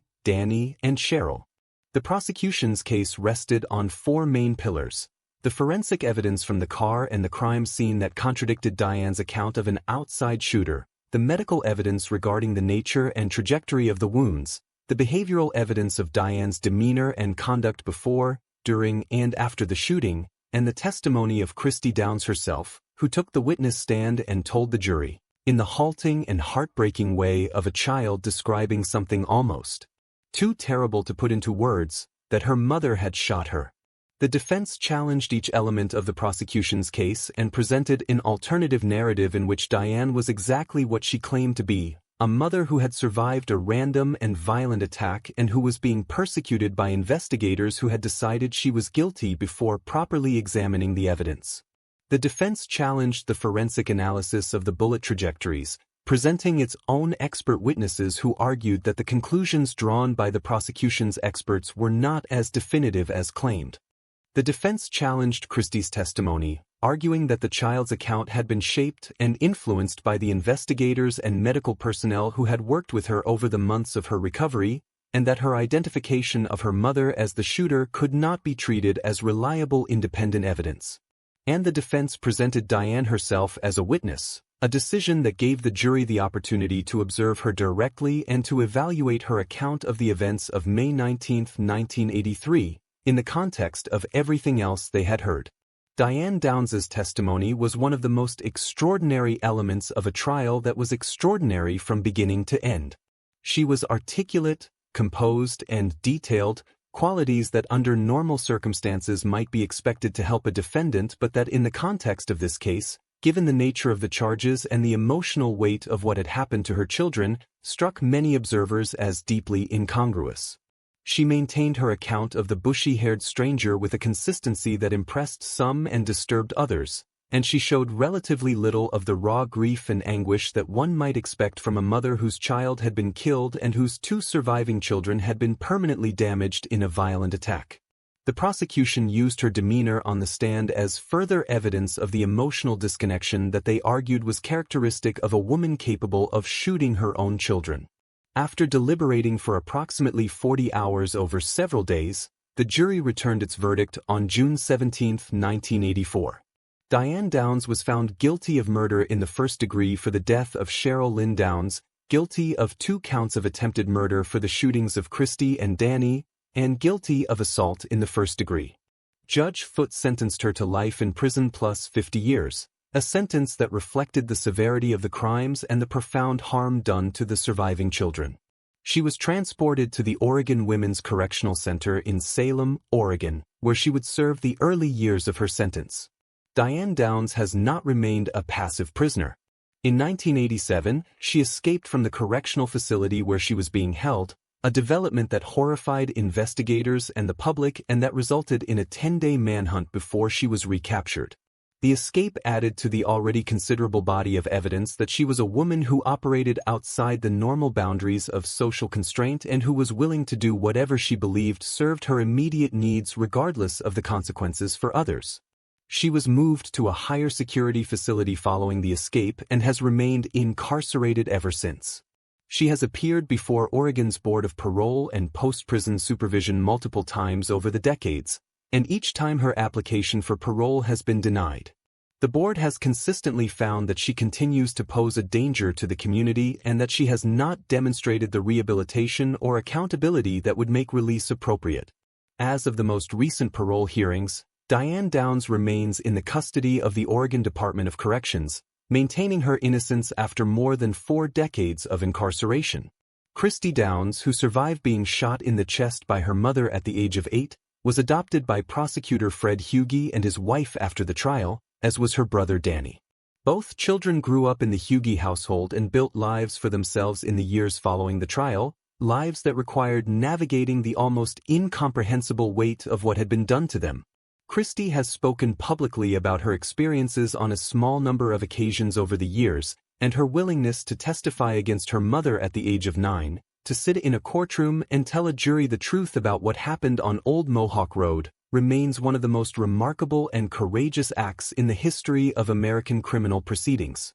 Danny Downs, who was left partially paralyzed by the bullet that damaged his spinal cord, has also built a life in the decades since, though the physical consequences of what was done to him on that night in May 1983 have never fully resolved. Cheryl Lynn Downs was 7 years old when she was shot and killed on Old Mohawk Road in Springfield, Oregon. She is buried in Springfield, and her death, the death of a 7-year-old child at the hands of her own mother on a quiet rural road on a spring evening, is the irreducible center of a case that has been examined, written about, filmed, and discussed in the decades since it occurred without ever losing its power to shock and to grieve those who encounter it for the first time. The case of Diane Downs was the subject of author and rules book Small Sacrifices, published in 1987, which remains one of the most comprehensive and detailed accounts of the investigation and trial, and it was subsequently adapted into a television movie of the same name. It has become, in the decades since, one of the foundational cases of American true crime, studied by investigators, psychologists, and legal scholars as an example of a crime whose perpetrator was motivated by the most chilling of calculations,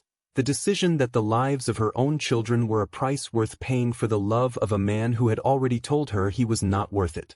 Number 6, Debora Green, the brilliant doctor who poisoned her husband and set her own house on fire with her children sleeping inside.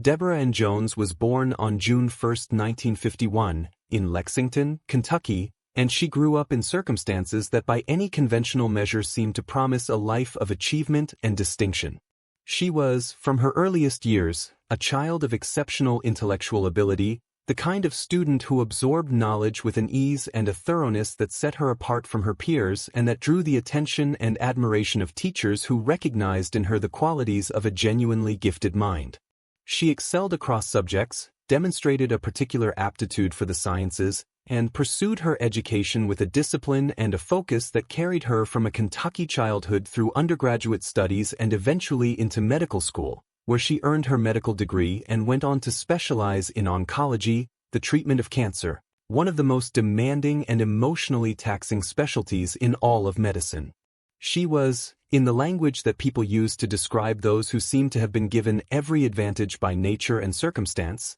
someone who had everything: the intelligence, the education, the professional credentials, and eventually the material comfort that came with a successful medical career.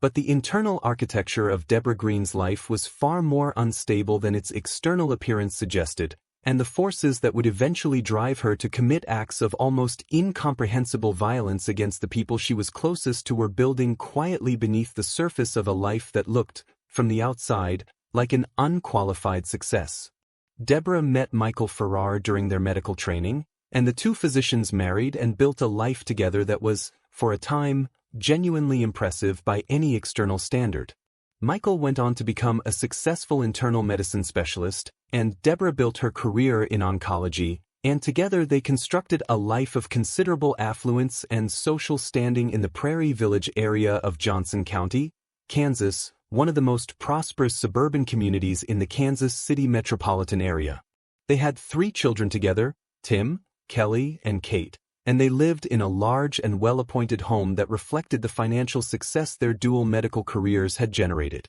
Prairie Village was the kind of community where professional achievement was the currency of social standing, where the quality of your home and the prestige of your profession defined your place in the neighborhood's hierarchy, and the Farrar family occupied a position near the top of that hierarchy, a family of doctors in a big house with 3 children who attended good schools and who, to the neighbors and acquaintances who observed them from the comfortable distance of suburban social life, appeared to be living the kind of life that most people spend their careers trying to achieve. But the marriage between Debora Green and Michael Farrar had been deteriorating for years before the events that would eventually destroy what remained of it and claim the lives of 2 of their children. The deterioration was driven by multiple factors that compounded and reinforced each other in ways that were difficult to address or resolve. Debora had developed a serious problem with alcohol that became increasingly severe over the years and that affected her professional functioning, her parenting, and her ability to engage with her marriage and her family in ways that were stable and constructive. Her medical career, which had been the source of so much of her identity and self-worth, was suffering under the weight of her drinking, and there were periods during which her professional conduct raised concerns among colleagues that were serious enough to attract institutional attention. The marriage was marked by bitter conflict, by the kind of escalating mutual resentment that develops between 2 people who have spent years in a relationship that has ceased to provide either of them with what they need, and by the growing reality that Michael Farrar was no longer committed to the marriage and was moving, however gradually, toward the decision to end it. It was against this backdrop of marital collapse, professional decline, and alcohol dependency that Debora Green began, in the late summer and early fall of 1995, to poison her husband. The substance she used was ricin, a biological toxin derived from castor beans that is extraordinarily lethal in even small doses and that, when administered in sublethal quantities over time, produces symptoms that can be difficult to distinguish from those of severe gastrointestinal illness. Ricin is not a substance that an ordinary person would know how to obtain or administer. It is not something that someone without a sophisticated scientific background could easily acquire or deploy. But Debora Green was not an ordinary person. She was a physician with a deep knowledge of pharmacology and toxicology, and the deliberate choice of ricin as a poisoning agent reflected both her scientific sophistication and the cold calculation that underlay what she was doing. She was not acting in a moment of passion or impulse. She was administering a lethal toxin to her husband over an extended period of time, monitoring his symptoms, and continuing to dose him in a manner that suggested a methodical and sustained intent to kill. Michael Farrar began experiencing severe and debilitating gastrointestinal symptoms in the late summer of 1995, symptoms that included violent vomiting, diarrhea, and the kind of systemic physical collapse that accompanies serious illness. He was hospitalized multiple times as physicians struggled to identify the cause of his deteriorating condition. The symptoms were alarming and the decline was rapid, and the medical team treating him ran extensive tests without arriving at a definitive diagnosis. Ricin poisoning is notoriously difficult to detect, particularly when the poisoning is ongoing and the treating physicians have no reason to suspect deliberate administration of a toxin. Michael Farrar was treated for what appeared to be a severe and mysterious gastrointestinal condition, and he was discharged between hospitalizations only to relapse when he returned to the home where his wife was continuing to administer the poison. The pattern of hospitalization, improvement, discharge, and relapse was itself a clue that, in retrospect, pointed toward ongoing exposure to a toxic substance at home, but the connection was not made in real time, and the poisoning continued. What eventually stopped the poisoning was not the identification of ricin in Michael's system but a development that shifted the dynamics of the situation in a way that removed Debora's access to her husband. Michael Farrar, whose personal life had continued to develop even as his health deteriorated, had become involved in a romantic relationship with a woman named Margaret Hacker, and as his marriage to Debora moved increasingly toward formal separation, he began spending more time away from the family home and less time in Debora's presence. With reduced access to her husband and therefore reduced opportunity to administer the poison, the ricin dosing appears to have stopped or significantly decreased, and Michael's health, which had been in alarming decline, began to stabilize and eventually to improve. He did not know at the time that he had been poisoned. He did not know that the severe and mysterious illness that had hospitalized him multiple times and brought him to the edge of death had been deliberately induced by his wife. That knowledge would come later, and it would come in the context of an investigation that was triggered not by the poisoning but by something far more immediately catastrophic. In the early morning hours of October 24, 1995, fire broke out in the Farrar family home at 7517 Canterbury Court in Prairie Village, Kansas. The house, a large two-story structure, ignited and burned with a speed and intensity that was immediately apparent to neighbors who were woken by the sounds and the light of the blaze. Debora Green was outside the house when firefighters arrived, as were two of the three children. But two of the children, Tim and Caylee, were not outside. Tim Farrar, who was 13 years old, and Caylee Farrar, who was 10 years old, were trapped inside the burning house. Despite the efforts of firefighters who battled the blaze with urgency and professional skill, Tim and Caylee Farrar did not survive. They died in the fire that consumed their home in the early hours of that October morning, two children who had been sleeping in their beds when the house around them began to burn. Kate Farrar, the youngest child, survived, having escaped from the house or been brought out before the fire became unsurvivable in the sections where she was located. The investigation of the fire was conducted by the Prairie Village Fire Department and the Johnson County Sheriff's Office, and from the earliest stages of the examination of the fire scene, investigators encountered evidence that the fire had not started accidentally. Fire investigators found multiple points of origin within the house, a finding that is among the most significant indicators of deliberate arson, since accidental fires virtually always originate from a single point and spread from there. The presence of multiple points of origin indicated that the fire had been set in more than one location, a conclusion consistent with deliberate ignition rather than any accidental cause. The investigation moved quickly from a fire investigation to a homicide investigation, and Debora Green moved from being a grieving mother who had survived the loss of her home to being the primary suspect in the deaths of her own children. As investigators examined the fire scene and began building the arson case, the broader investigation into the Farrar family's circumstances brought to light the history of Michael's mysterious illness, and medical and toxicological experts were consulted to examine whether his symptoms were consistent with poisoning. The analysis of Michael Farrar's medical records, combined with the emerging evidence of deliberate arson, created a picture of a woman who had been engaged in a sustained and multi-pronged campaign of violence against her own family, poisoning her husband while planning or at least contemplating the destruction of the home in which her children slept. Whether the fire was intended to kill the children specifically, or whether the children's deaths were a consequence of an arson motivated by other objectives, such as destroying the home as a final act of destruction against Michael Farrar and the life they had shared, was a question that the legal proceedings would attempt to address but never definitively resolve. Debora Green was arrested and charged with 2 counts of first-degree murder for the deaths of Tim and Caylee, 1 count of attempted first-degree murder for the poisoning of Michael Farrar, and 1 count of aggravated arson. The charges reflected the full scope of what investigators had uncovered, a campaign of violence that had begun with the slow and methodical poisoning of her husband and had culminated in the fire that killed her children. The case attracted enormous attention in the Kansas City area and beyond, driven by the combination of factors that made it uniquely disturbing: the medical sophistication of the perpetrator, the use of ricin as a poisoning agent, the deaths of 2 children in a fire set in their own home, and the social position of the family at the center of it all. This was not a crime from the margins of society. This was a crime committed by a physician in one of the most affluent communities in the Kansas City metropolitan area, and its implications for the assumptions people make about the relationship between professional success and moral character were profound and deeply unsettling.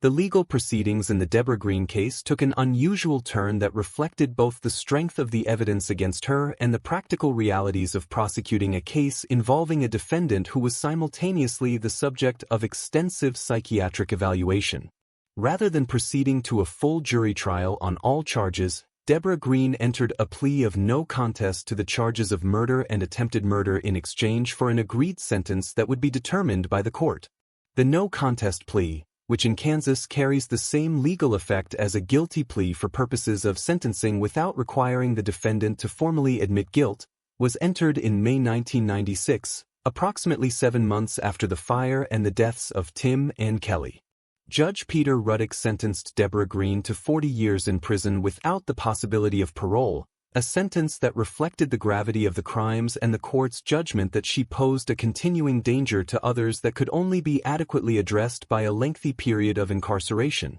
The case was subsequently the subject of extensive journalistic examination, most notably by Ann Rule, whose book Bitter Harvest, published in 1997, provided a comprehensive account of the investigation, the evidence, and the human dimensions of a tragedy that had destroyed an entire family. Rule's account drew on interviews with Michael Farrar, law enforcement investigators, and others connected to the case, and it presented a portrait of Debora Green as a woman whose exceptional intelligence had been overwhelmed by the combination of alcohol dependency, marital collapse, professional failure, and the profound narcissistic injury of losing control over the life she had constructed. Rule, who was one of the most skilled practitioners of the true crime genre, approached the case with her characteristic combination of narrative skill and genuine empathy for all of those affected, and the resulting book remains one of the definitive accounts of the case and one of the most widely read works in the true crime canon. Michael Farrar survived the ricin poisoning,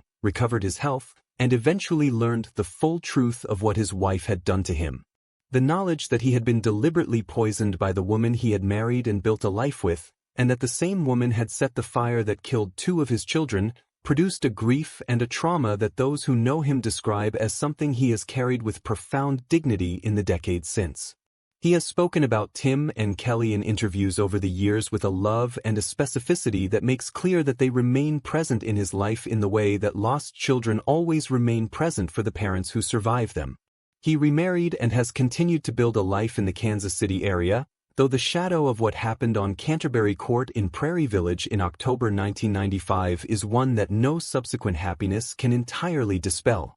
Debora Green has been incarcerated in the Kansas Department of Corrections since her sentencing in 1996. She has not been eligible for parole under the terms of her sentence, and she has remained largely out of public view in the decades since the trial, a contrast to some other high-profile cases where defendants have sought to engage with media or to advocate publicly for their own cases. The question of her mental state at the time of the crimes, and the degree to which alcohol dependency and possible psychiatric disorder contributed to the choices she made, has been discussed in the psychological and psychiatric literature, and her case is studied in forensic psychology contexts as an example of a highly educated and professionally accomplished individual who committed acts of extreme violence against her own family under the combined pressures of marital dissolution, professional failure, and substance dependency. It is a case that challenges comfortable assumptions about the relationship between intelligence and judgment, between professional accomplishment and emotional stability, and between the life a person presents to the world and the life they are actually living behind the closed doors of a home that looks, from the outside, like everything anyone could ever want. Tim Farrar was 13 years old when he died in the fire on Canterbury Court. Caylee Farrar was 10 years old. They were children who had done nothing except be born into a family that was fracturing under pressures they could not have understood or controlled, and they died in their beds in the early morning hours of an October night in Kansas while the house around them burned. Their deaths, and the extraordinary circumstances that preceded and surrounded them, have ensured that their names and their story remain known to those who study the intersections of medicine, psychology, and criminal violence, a story of a brilliant mind turned to terrible purpose and of the two young lives that were lost as a consequence of a mother's choices in the darkest chapter of her life. Number 7. Lashanda Armstrong, the young mother who drove her minivan into the Hudson River with her 4 children trapped inside, and the one child who survived by swimming to shore. Lashanda Armstrong was born on April 9, 1983, in Newburgh, New York, a small city situated on the western bank of the Hudson River in Orange County, approximately 60 miles north of New York City, a place that has struggled for decades with the economic and social consequences of deindustrialization, poverty, and the kinds of community fracture that follow when the industries that once anchored a working-class city disappear and leave behind unemployment, housing instability, and the accumulated stresses of lives lived without adequate resources or support. Newburgh has ranked consistently among the most impoverished cities in New York State, and the conditions of life there for families without financial stability are shaped by pressures that those who have never experienced sustained poverty can find difficult to fully comprehend. It was into this environment that Lashanda Armstrong was born and raised, and it was in this environment that she built her adult life, formed her relationships, had her children, and eventually arrived at the point of crisis that ended in the Hudson River on a cold night in April 2011. Lashanda's early life was marked by the kinds of difficulties that are common in communities shaped by poverty and instability, and she grew up navigating circumstances that required resilience and adaptability from an early age. She was a young woman who, by the accounts of those who knew her, was capable of warmth and of genuine affection for her children, but who was also carrying burdens that grew heavier over the years as her circumstances became more complicated and her resources for managing them remained limited. She became a mother young, as many young women in communities like Newburgh do, and the demands of raising children in conditions of financial stress while managing a volatile and difficult romantic relationship placed enormous and accumulating pressure on a young woman who had limited access to the professional support systems that might have helped her navigate those pressures more effectively. The man at the center of Lashanda Armstrong's adult life was Jean-Pierre,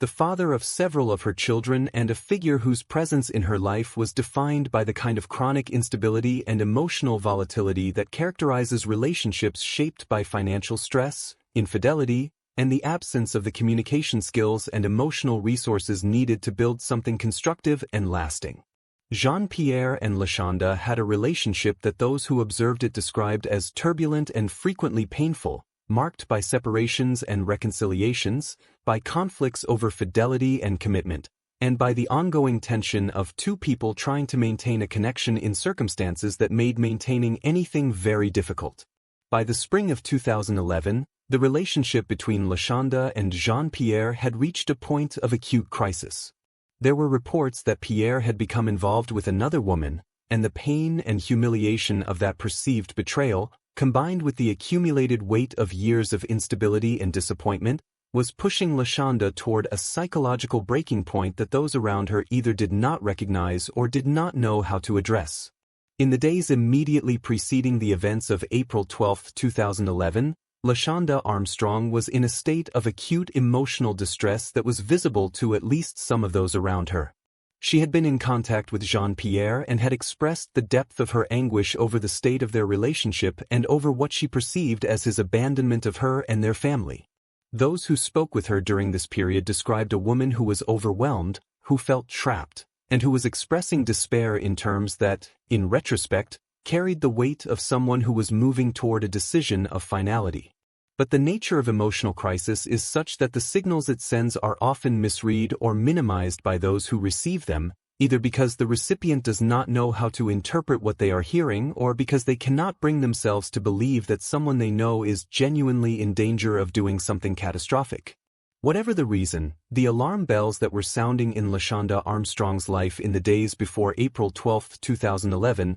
were not translated into intervention that might have changed what happened. On the evening of April 12, 2011, Lashanda Armstrong gathered her children and loaded them into her 2007 Dodge Grand Caravan minivan. The children with her that night were Landon Pierre, who was 5 years old, Kirsten Pierre, who was 2 years old, and Lashanda's infant son Landon Pierre, who was just 11 months old. Also in the vehicle was Lashanda's eldest child, her 10-year-old son LaShawn Armstrong, who was the child of a different father and who had been living with his mother and half-siblings in the family's Newburgh home. 4 children, ranging in age from 10 years to 11 months, were in that minivan as Lashanda drove through the streets of Newburgh on the night of April 12, 2011, and the direction she was driving was toward the Hudson River. Lashanda drove the minivan to the boat launch ramp at the end of Bombville Road in Newburgh, a concrete ramp that slopes directly into the Hudson River, the same kind of unremarkable infrastructure that exists at boat launches across America and that on this night became the site of an event of almost unbearable tragedy.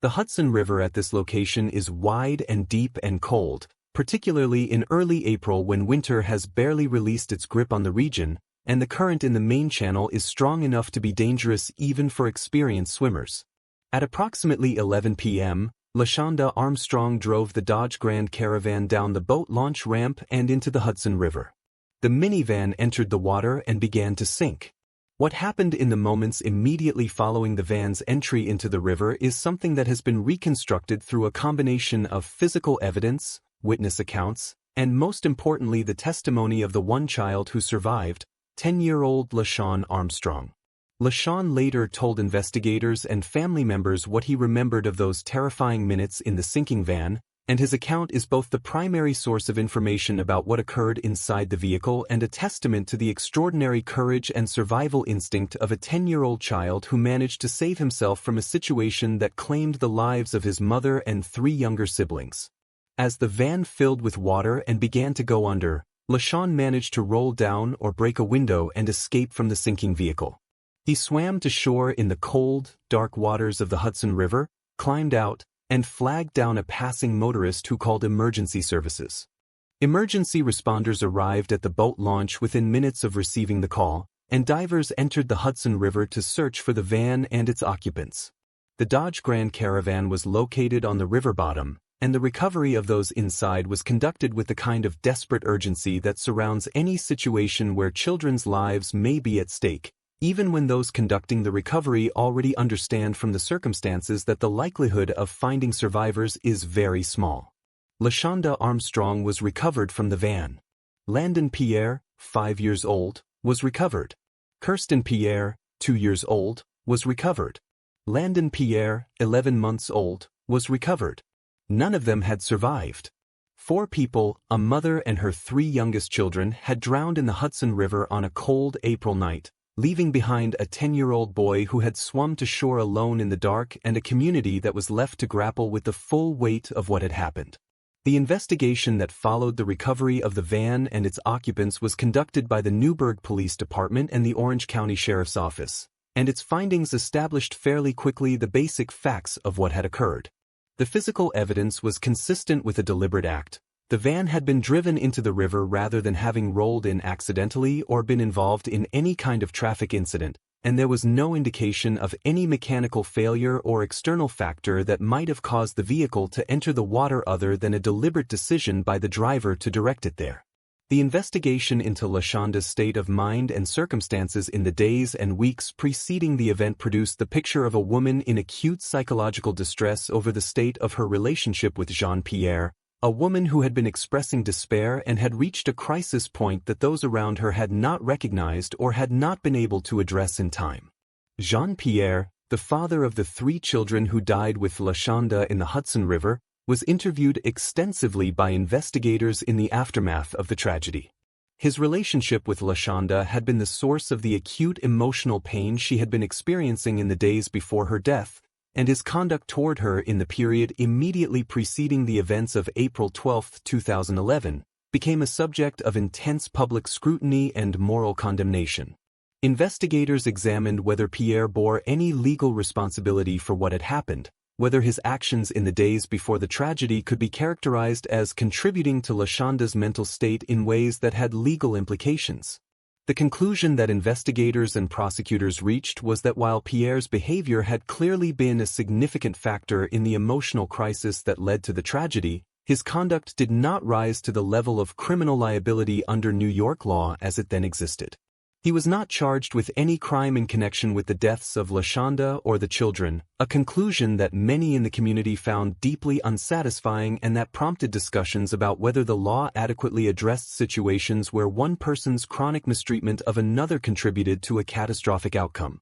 The death of Lashanda Armstrong's younger siblings and of his mother left the 10-year-old boy in a position of extraordinary psychological complexity that is difficult to fully articulate. He had survived an event that claimed the lives of the 4 other people who were in the vehicle with him. He had done so by his own actions, by managing to escape from a sinking van in a cold river at night, a feat of physical courage and survival instinct that would be remarkable in an adult and is almost incomprehensible in a 10-year-old child. And he had survived to face the knowledge that his mother had driven that van into the river deliberately, that the event was not an accident or a tragedy in the conventional sense but a choice made by the person who was responsible for his safety and the safety of his siblings. The psychological consequences of that knowledge for a child of 10 are not something that can be easily summarized or assessed, and Lashanda's subsequent life, which has continued in the care of family members, has been shaped by a trauma of a kind that few people ever experience. The community of Newburgh responded to the tragedy with a grief that was communal and profound, the kind of collective mourning that small cities experience when something happens within their borders that is so terrible that it becomes part of the shared memory of the place. Vigils were held for the children. Community members gathered to express their sorrow and their support for the families of those who had died. And the tragedy prompted conversations within Newburgh and more broadly about the adequacy of mental health resources in economically distressed communities, about the systemic failures that leave women in crisis without access to the professional support they need, and about the relationship between domestic instability, poverty, and the kind of acute psychological breaking point that Lashanda Armstrong appears to have reached on the night of April 12, 2011. Those conversations, while important and necessary, also carried within them a tension that is present whenever a tragedy of this kind is examined in its full social context. The acknowledgement that poverty, limited access to mental health resources, domestic instability, and the specific pain caused by a partner's infidelity all contributed to the circumstances that led to the deaths of Landon, Kirsten, and Landon Pierre does not and cannot absolve the act itself of its full moral weight.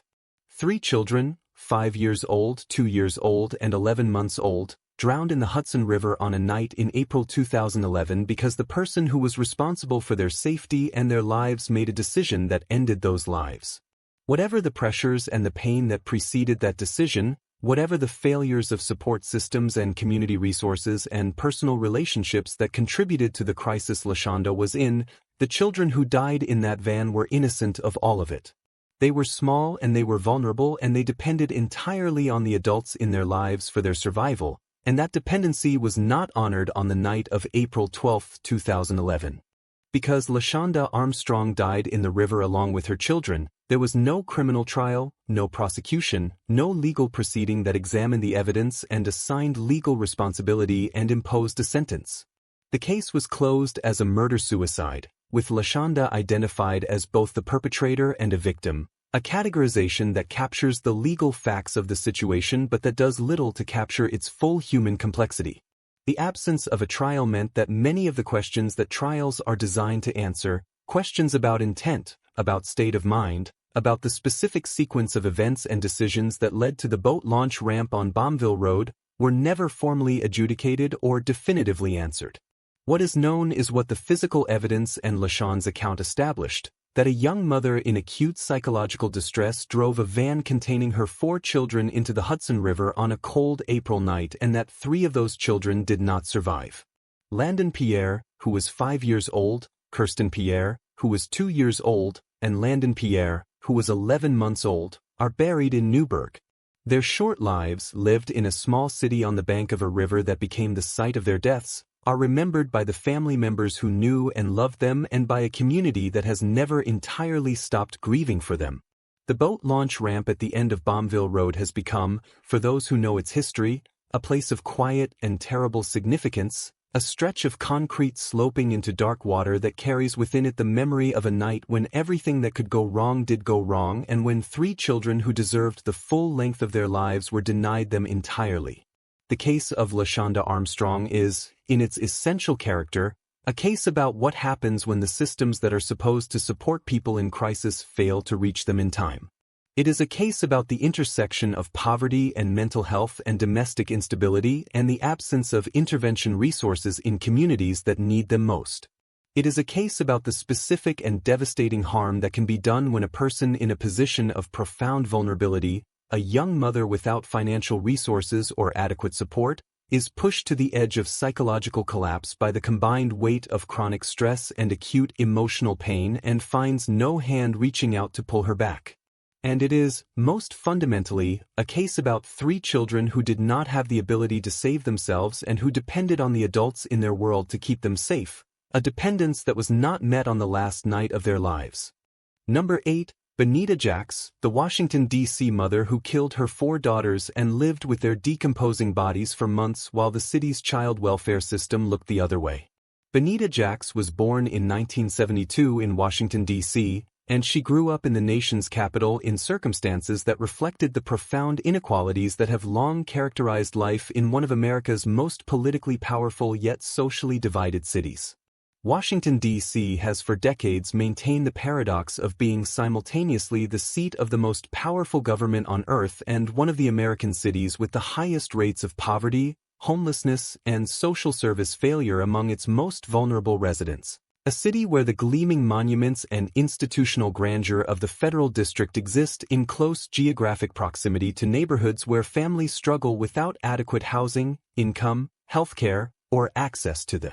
educational and social support systems that might give their children a pathway to something better. It was in this city, shaped by these contradictions, that Banita Jacks grew up and eventually became a mother, and it was in this city that the failures of the systems designed to protect vulnerable children would eventually be exposed in the most horrifying way imaginable. Banita Jacks became a mother young, as did many young women in the communities where she lived, and over the years she had 4 daughters who became the center of her household and whose lives and welfare were, in the most fundamental legal and moral sense, her responsibility. Her eldest daughter was Natasha Jacks, who was born in 1993 and was approximately 16 years old at the time of her death. The second daughter was Donovan Jacks, born in approximately 1997 and around 11 years old at the time of her death. The third daughter was Nkia Jacks, born in approximately 2000 and around 6 years old at the time of her death. The fourth and youngest daughter was Aya Jacks,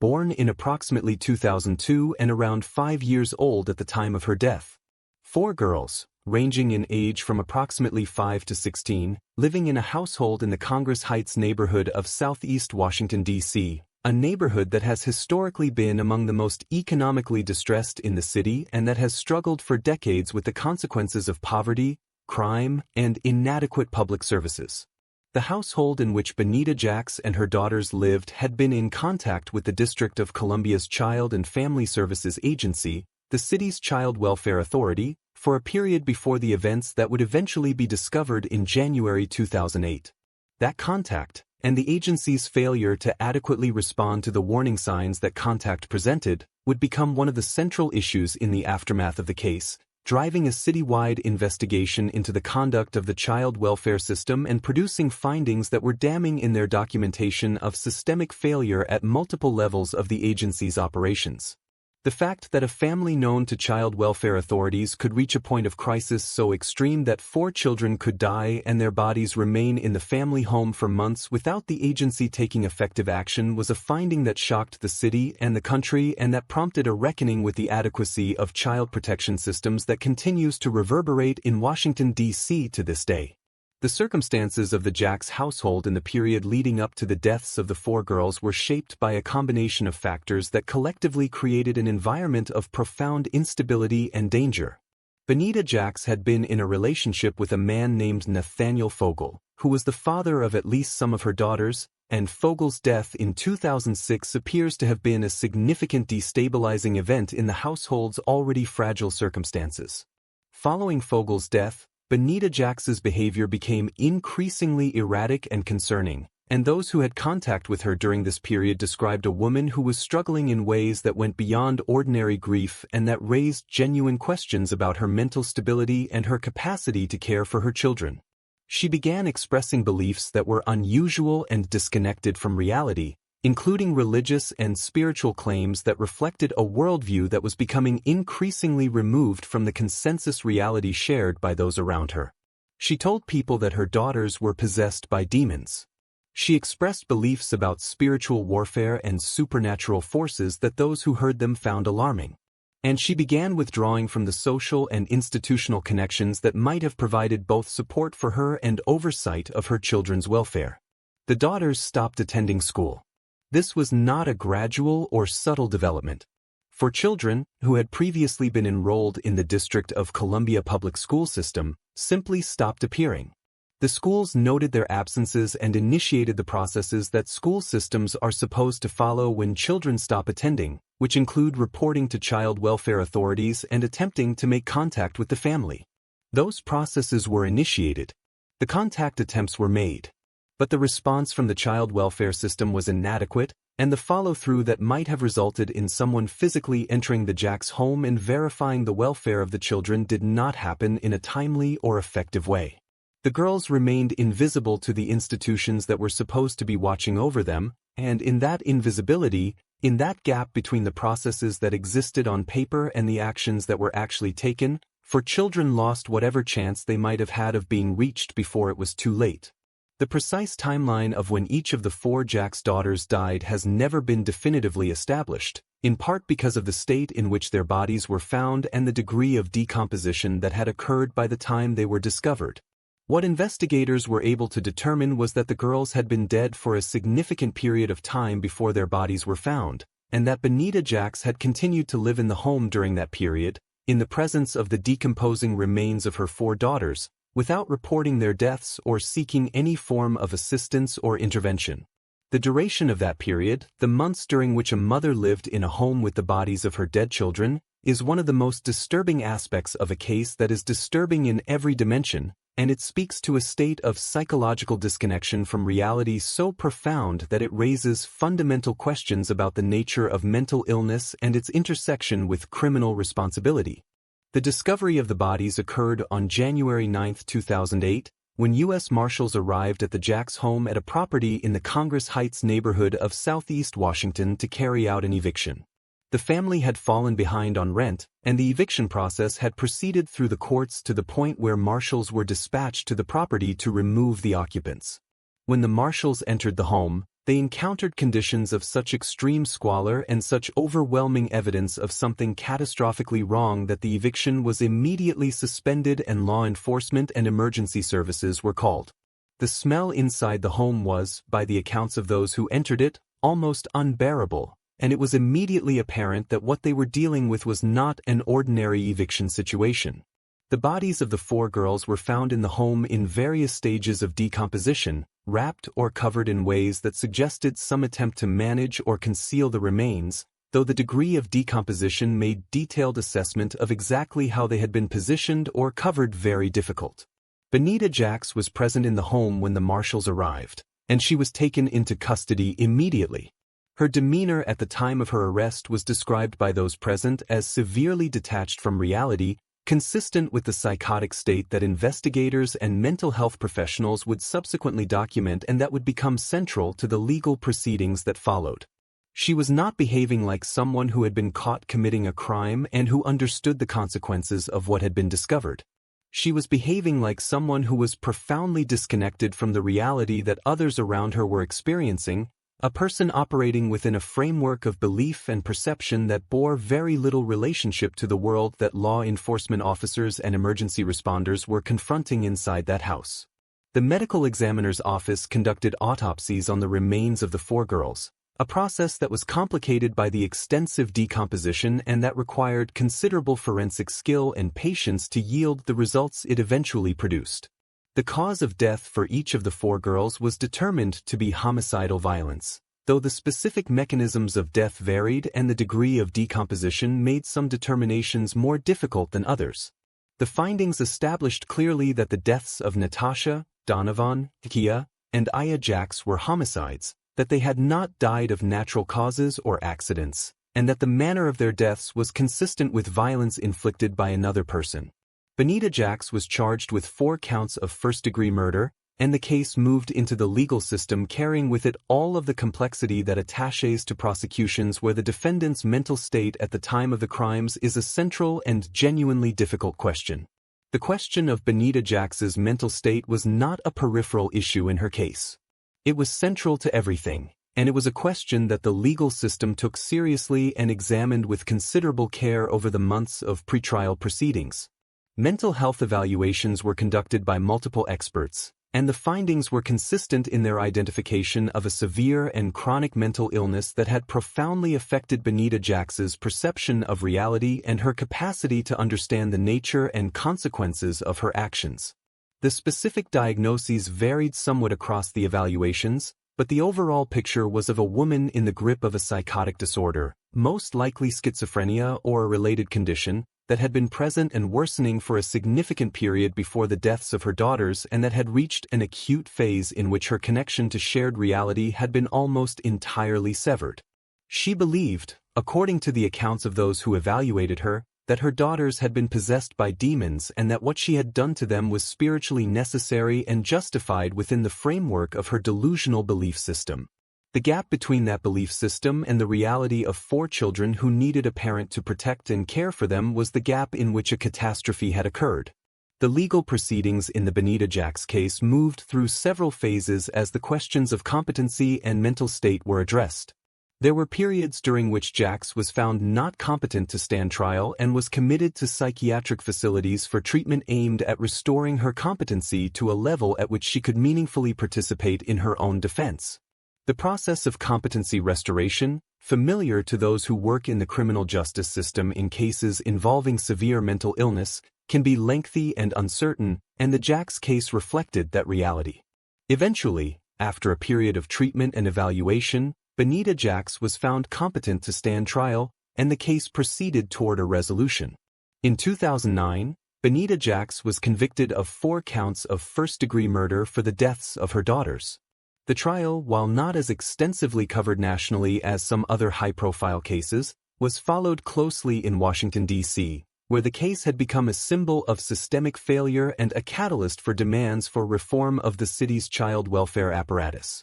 Judge Judith Ricin presided over the case and sentenced Banita Jacks to a term of 120 years in prison, a sentence that reflected the quadruple nature of the crimes and the court's judgment about the appropriate response to the killing of 4 children. The sentence effectively ensured that Banita Jacks would spend the remainder of her life in prison, and she was committed to the custody of the Federal Bureau of Prisons, where she has remained since her conviction. The aftermath of the Banita Jacks case in Washington, D.C. was characterized by an extensive and searching examination of the failures of the child welfare system that had allowed 4 children to die without effective intervention. The D.C. Council conducted hearings. The Child and Family Services Agency underwent a comprehensive review that documented in painful detail the specific points at which the system had failed the Jacks girls, the unreturned calls, the missed visits, the inadequate follow-through on reports of school absences, The failure to conduct the kind of in-person welfare check that would have revealed the conditions inside the home at a point when intervention might still have saved lives.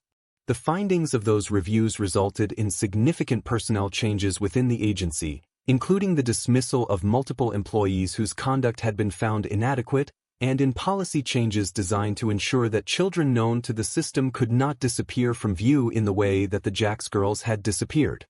The director of the Child and Family Services Agency at the time, Charlene Bobo, resigned in the aftermath of the revelations about the agency's failures, acknowledging that the system had not done what it was required and supposed to do to protect the girls. The resignations and dismissals that followed the case represented an acknowledgement of institutional responsibility that was unusual in its directness and that reflected the depth of the public and political pressure that the case had generated. But the acknowledgement of institutional failure, while necessary and appropriate, could not undo what had happened, could not restore 4 lives that had ended in violence and been left to decay in a house in southeast Washington while a system that existed precisely to prevent such outcomes had failed to act. The case also prompted broader conversations in Washington, D.C. and nationally about the intersection of mental illness, poverty, child welfare, and the adequacy of the support systems available to families in crisis.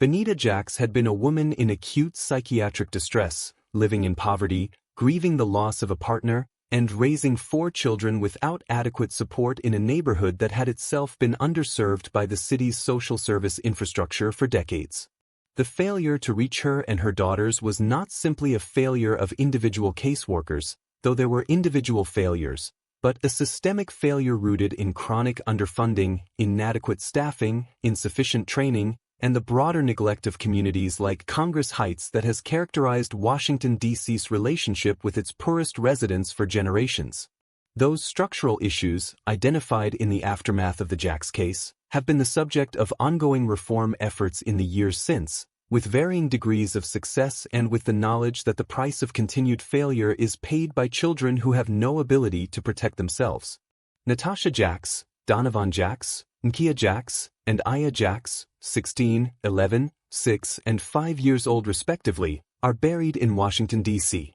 Their deaths, and the months during which their bodies lay in their home while the city's child welfare system failed to find them, represent one of the most profound and painful examples of institutional failure in the history of American child protection. They were 4 girls who went to school until they stopped going, who existed in a system's records until they disappeared from those records, and who needed someone to come through the door and check on them at a point when checking on them might still have mattered. That someone did not come. The door was not opened until it was opened by marshals carrying an eviction notice, and by then it was far too late. Their names, and the failures that allowed their deaths to go undetected for so long, should be remembered not only as a tragedy but as an indictment of what happens when the systems designed to protect the most vulnerable are allowed to fail without accountability, without adequate resources, and without the political will to insist that every child in every neighborhood of every American city deserves the full protection that those systems exist to provide. Number 9, Marilyn Lemak, the devoted mother who drugged and suffocated her 3 children the night her husband filed for divorce, and who spent years fighting to be executed for what she had done. Marilyn Ann Lemak was born on August 11, 1960, in the Chicago metropolitan area of Illinois, and she grew up in circumstances that were, by the standards of the communities in which she was raised, comfortable and stable in the ways that middle-class Midwestern American life in the 1960s and 1970s could be comfortable and stable, defined by the rhythms of suburban existence, by the expectation of educational achievement and professional success, and by a social framework that placed enormous value on family cohesion, respectability, and the outward presentation of a life well lived. Marilyn was, from her earliest years, a person of evident intelligence and considerable personal drive, qualities that carried her through her education with distinction and that eventually led her into a career in nursing, a profession that suited her combination of intellectual ability, organizational skill, and what those who knew her during her professional years described as a genuine and evident compassion for the patients in her care. She was, by every account that exists of her professional life, a skilled and dedicated nurse, someone who took her responsibilities seriously and who was regarded by colleagues as competent, caring, and deeply committed to the welfare of those she looked after. The profound and terrible irony of a skilled healthcare professional who devoted her working life to preserving and protecting the lives of others and who then ended the lives of her own children is one of the most disturbing dimensions of a case that is disturbing in every conceivable way. Marilyn met David Lemak through the social networks of the Chicago suburban world in which they both moved, and the two began a relationship that led to marriage and the construction of a life together in Naperville, Illinois, one of the most prosperous and highly regarded suburban communities in the greater Chicago area.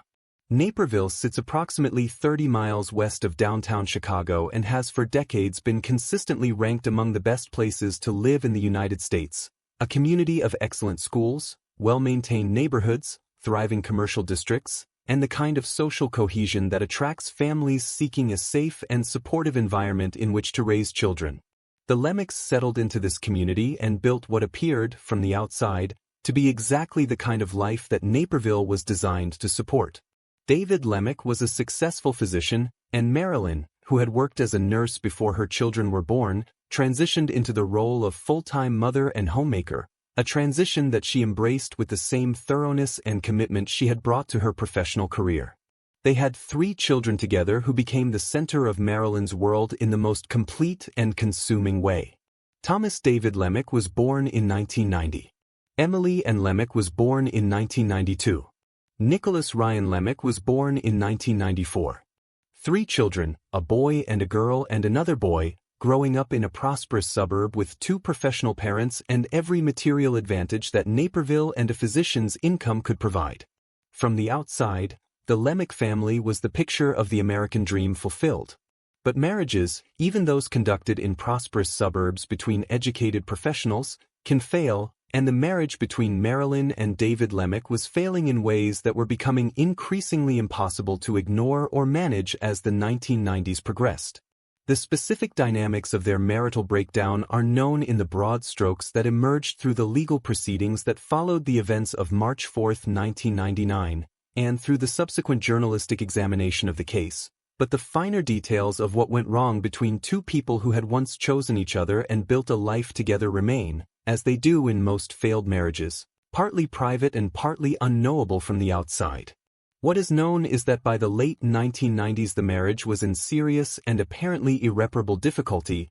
that the couple had been through counseling and other attempts to address their problems without achieving a resolution, and that David Lemak had reached the conclusion that the marriage was over and that the appropriate next step was to formalize that conclusion through legal proceedings. He retained an attorney and initiated the divorce process, a decision that set in motion a chain of events whose ultimate consequences were beyond anything that could have been anticipated or imagined by those who were part of the Lemak family's world. Marilyn Lemak's response to the breakdown of her marriage was shaped by a psychological reality that those who evaluated her extensively in the aftermath of the events of March 1999 would describe in clinical terms as severe depression combined with a set of cognitive distortions and attachment patterns that made the prospect of divorce feel not merely painful but existentially catastrophic. She had organized her entire adult identity around her role as wife and mother, had stepped away from her professional career to devote herself fully to her children and her household,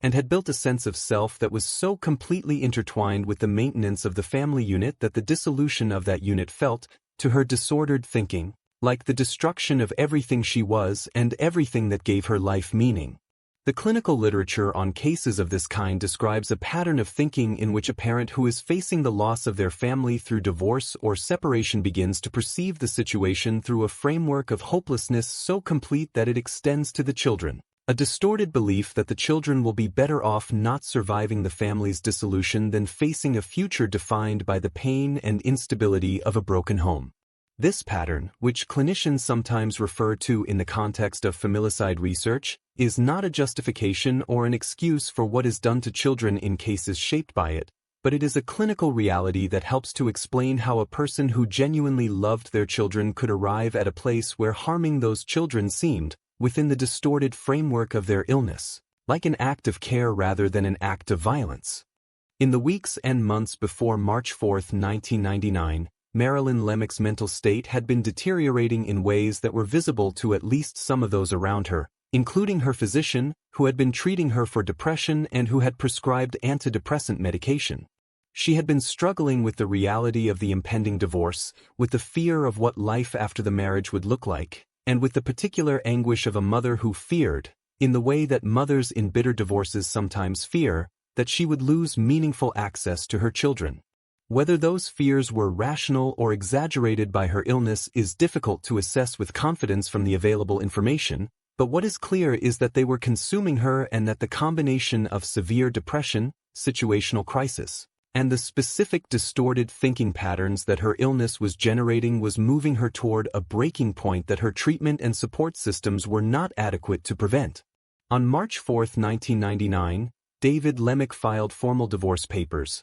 a step that formalized the legal dissolution of the marriage and that represented, in the most concrete possible way, the end of the family life that Marilyn had organized her entire existence around. That same night, in the family home in Naperville, Marilyn Lemak put her 3 children to bed and then, in a sequence of events that she carried out with a deliberateness that speaks to both the depth of her psychological disturbance and the irreversible nature of what she chose to do, she administered sedatives to each of her children to render them unconscious and then suffocated them, one by one, in their beds. Thomas, who was 8 years old, was killed in his room. Emily, who was 6 years old, was killed in her room. Nicholas, who was 4 years old, was killed in his room. 3 children, 8 and 6 and 4 years old, who had gone to bed in their comfortable Naperville home on an ordinary Thursday night in March and who did not wake up, their lives ended by the hands of the mother who had devoted herself to their care for every day of their existence.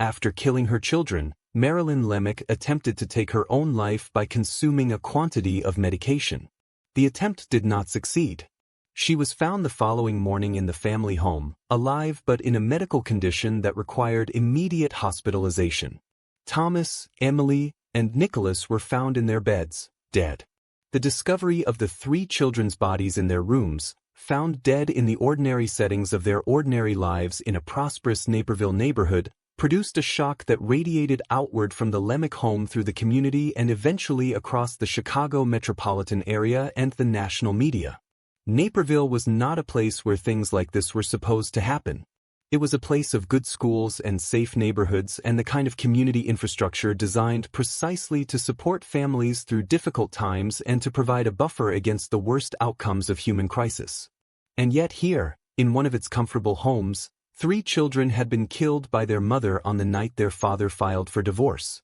Marilyn Lemak was hospitalized and treated for her self-inflicted injuries, and when she had recovered sufficiently to be discharged from medical care, she was taken into custody and charged with 3 counts of first-degree murder. The charges were brought by the DuPage County State's Attorney's Office, and the case presented the prosecutors with the kind of legal and moral complexity that cases involving severe mental illness and the killing of children always present. The need to hold a person accountable for an act of irreversible violence against the most vulnerable of victims while simultaneously grappling with the clinical reality that the person who committed those acts was in the grip of a severe and genuine psychiatric illness. The tension between those 2 imperatives, between justice for the victims and an honest reckoning with the mental state of the perpetrator, would shape every phase of the legal proceedings that followed and would ultimately produce an outcome that satisfied no one completely and that left the broader questions the case raised about mental illness and criminal responsibility as unresolved as they had been at the outset.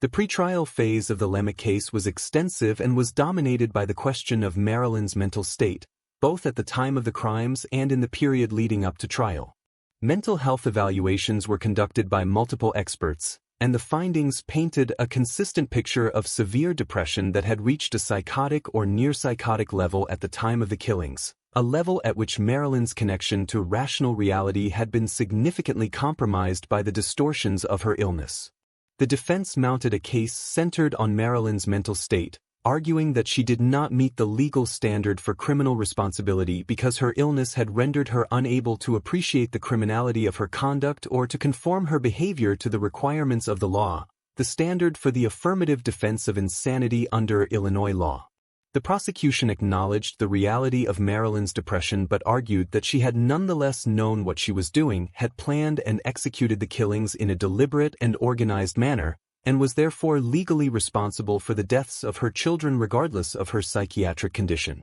The trial of Marilyn Lemak took place in DuPage County in 2001, before Judge Ronald Melling, and the proceedings attracted significant media coverage in the Chicago area and nationally. The prosecution presented the evidence of the killings, the manner in which the children had been sedated and then suffocated, the deliberateness and the sequencing of the acts, and argued that these characteristics were consistent with premeditated murder rather than with the kind of complete loss of rational control that the insanity defense required. The defense presented extensive psychiatric testimony documenting the severity of Marilyn's illness, the clinical context in which the killings had occurred, and the framework of distorted thinking within which she had operated on the night of March 4, 1999. Expert witnesses for the defense described the specific cognitive distortions that accompany severe depression, including the phenomenon of extended suicide in which a deeply depressed parent who is planning their own death extends that plan to their children out of a distorted belief that the children cannot survive or should not have to survive without their parent. After considering all of the evidence and the competing expert testimony about Marilyn's mental state, the jury returned a verdict of guilty on all 3 counts of first-degree murder. The verdict rejected the insanity defense and found that Marilyn Lemak was legally responsible for the deaths of Thomas, Emily, and Nicholas. Judge Melling sentenced her to life in prison without the possibility of parole, a sentence that reflected the gravity of the triple murder and the court's judgment that the circumstances did not warrant any lesser punishment. Marilyn Lemak was committed to the Illinois Department of Corrections and began serving her life sentence. What followed the conviction was one of the most unusual and in some ways one of the most psychologically revealing chapters of the entire case. Marilyn Lemak, after her conviction and the beginning of her life sentence, embarked on a sustained and determined legal campaign not to secure her release or to challenge the validity of her conviction, but to be executed. She filed appeals and legal motions arguing that she should have been found not guilty by reason of insanity and that, having been wrongly convicted and sentenced to life in prison rather than committed to a psychiatric facility, she deserved to die for what she had done to her children. Her pursuit of execution, which continued for years through the Illinois legal system and attracted considerable attention from legal scholars and mental health professionals, was interpreted by some as a genuine expression of guilt and grief so profound that she found continued existence unbearable, and by others as further evidence of the severe and persistent psychiatric illness that had shaped every aspect of her conduct since the breakdown of her marriage. The Illinois courts consistently declined her requests, finding that she did not meet the legal criteria for the imposition of the death penalty under Illinois law and procedure, and the campaign to secure her own execution ultimately did not succeed.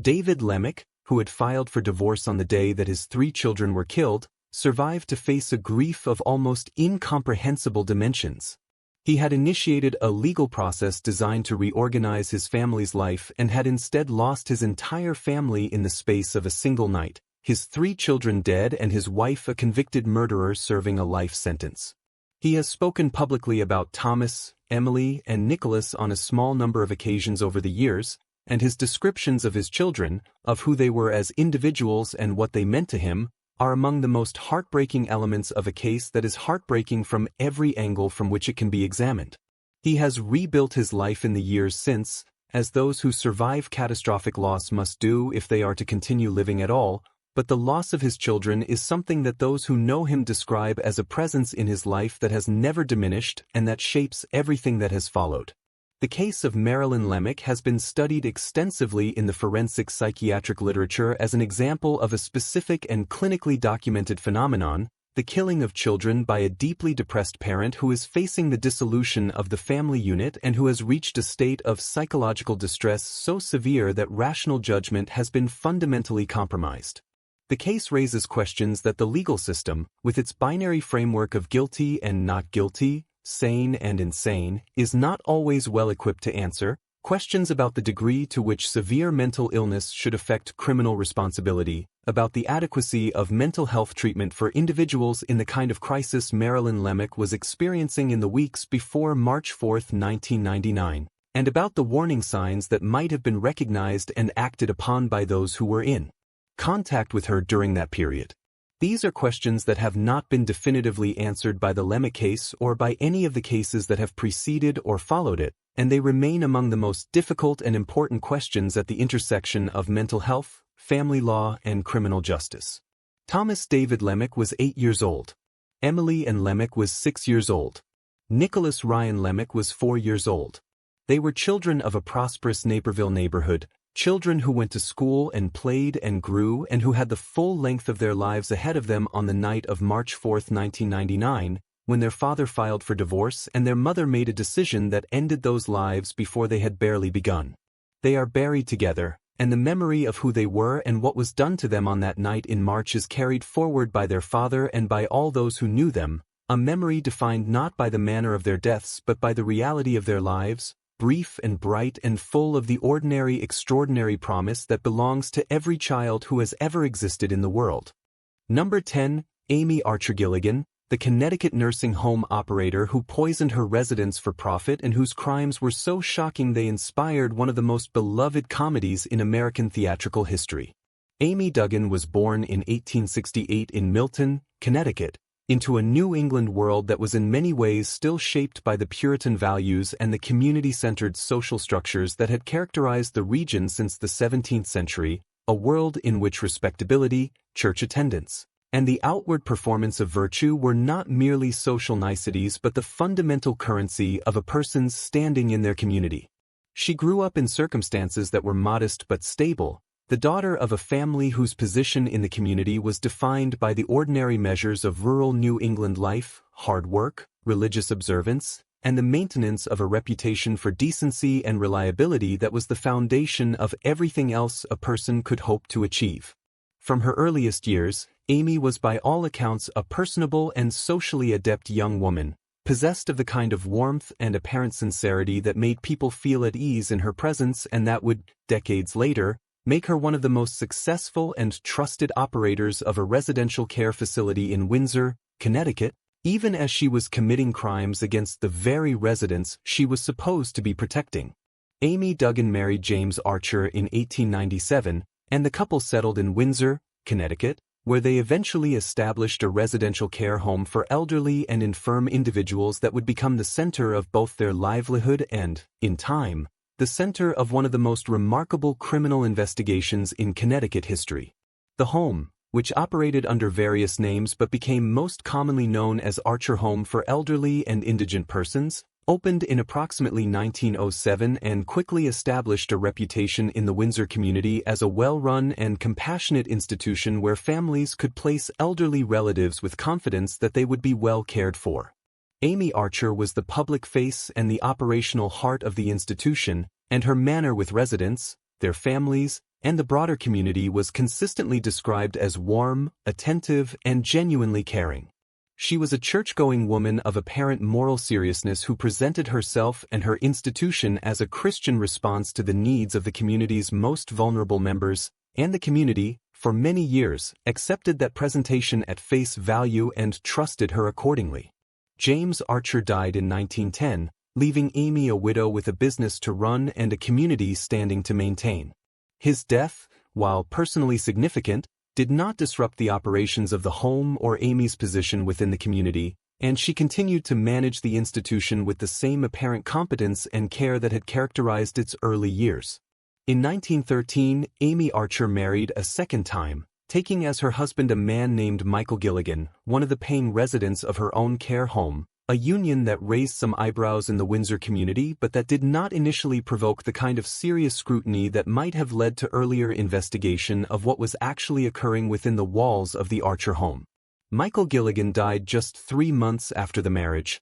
a fact that would later become one of the most significant data points in the investigation that was eventually conducted into the pattern of deaths at the institution Amy ran. His death, like the deaths of so many others associated with Amy Archer-Gilligan, was attributed at the time to natural causes, and his considerable estate, which passed to his new wife under the terms of his will and the laws governing inheritance, provided Amy with a financial windfall that significantly exceeded what she would have received through the ordinary operations of her care home. The pattern of deaths at the Archer home had been accumulating for years before anyone in a position of authority began to examine it with genuine seriousness.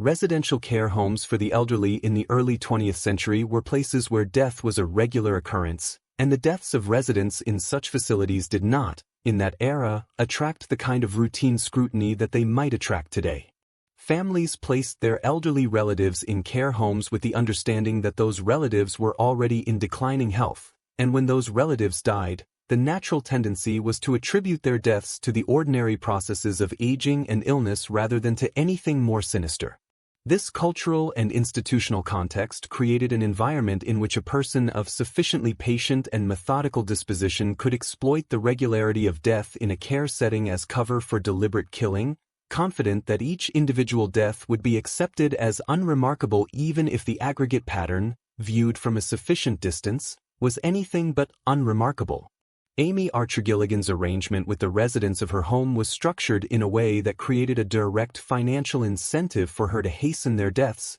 an incentive that investigators would eventually identify as the central motive for what she did. In addition to charging weekly fees for the care she provided, Amy offered residents the option of a single lump sum payment in exchange for a lifetime guarantee of care, an arrangement that was not unusual in residential care facilities of the era and that seemed, from the residents' perspective, to offer the security of knowing that their care was guaranteed regardless of how long they lived. From Amy's perspective, however, the arrangement created a straightforward financial calculation. The sooner a resident who had made a lump sum payment died, the more profitable that resident's tenure at the home had been, and the sooner the room they occupied could be filled by another paying customer. This financial logic, combined with Amy's apparent willingness to act on it, created the conditions for a sustained and methodical campaign of murder that continued for years before the accumulating evidence of an abnormal death rate at the Archer home finally prompted serious investigation.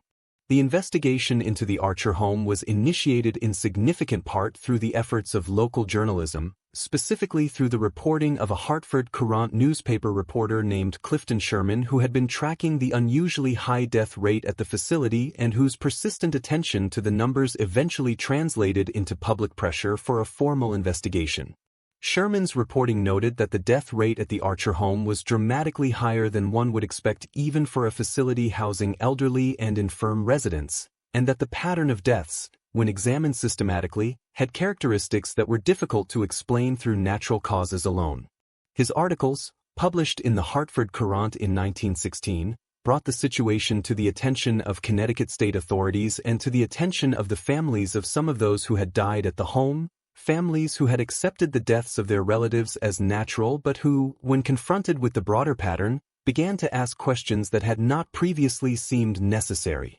The formal investigation was conducted by Connecticut state authorities in collaboration with local law enforcement, and it proceeded with the methodical care that a case of this complexity required. Investigators began by examining the records of deaths at the Archer home over the preceding years, and what those records revealed was striking. In a period of approximately 5 years, somewhere between 40 and 60 residents of the Archer home had died, a number that was dramatically disproportionate to what the size of the facility and the general health of its resident population would have predicted. The exact number of deaths attributable to Amy Archer-Gilligan's actions has never been definitively established, in part because of the limitations of the record-keeping of the era and in part because of the difficulty of distinguishing, decades after the fact, between deaths that were natural and deaths that were deliberately caused. But the investigation identified a sufficient number of suspicious deaths and secured sufficient evidence to support the conclusion that deliberate poisoning had occurred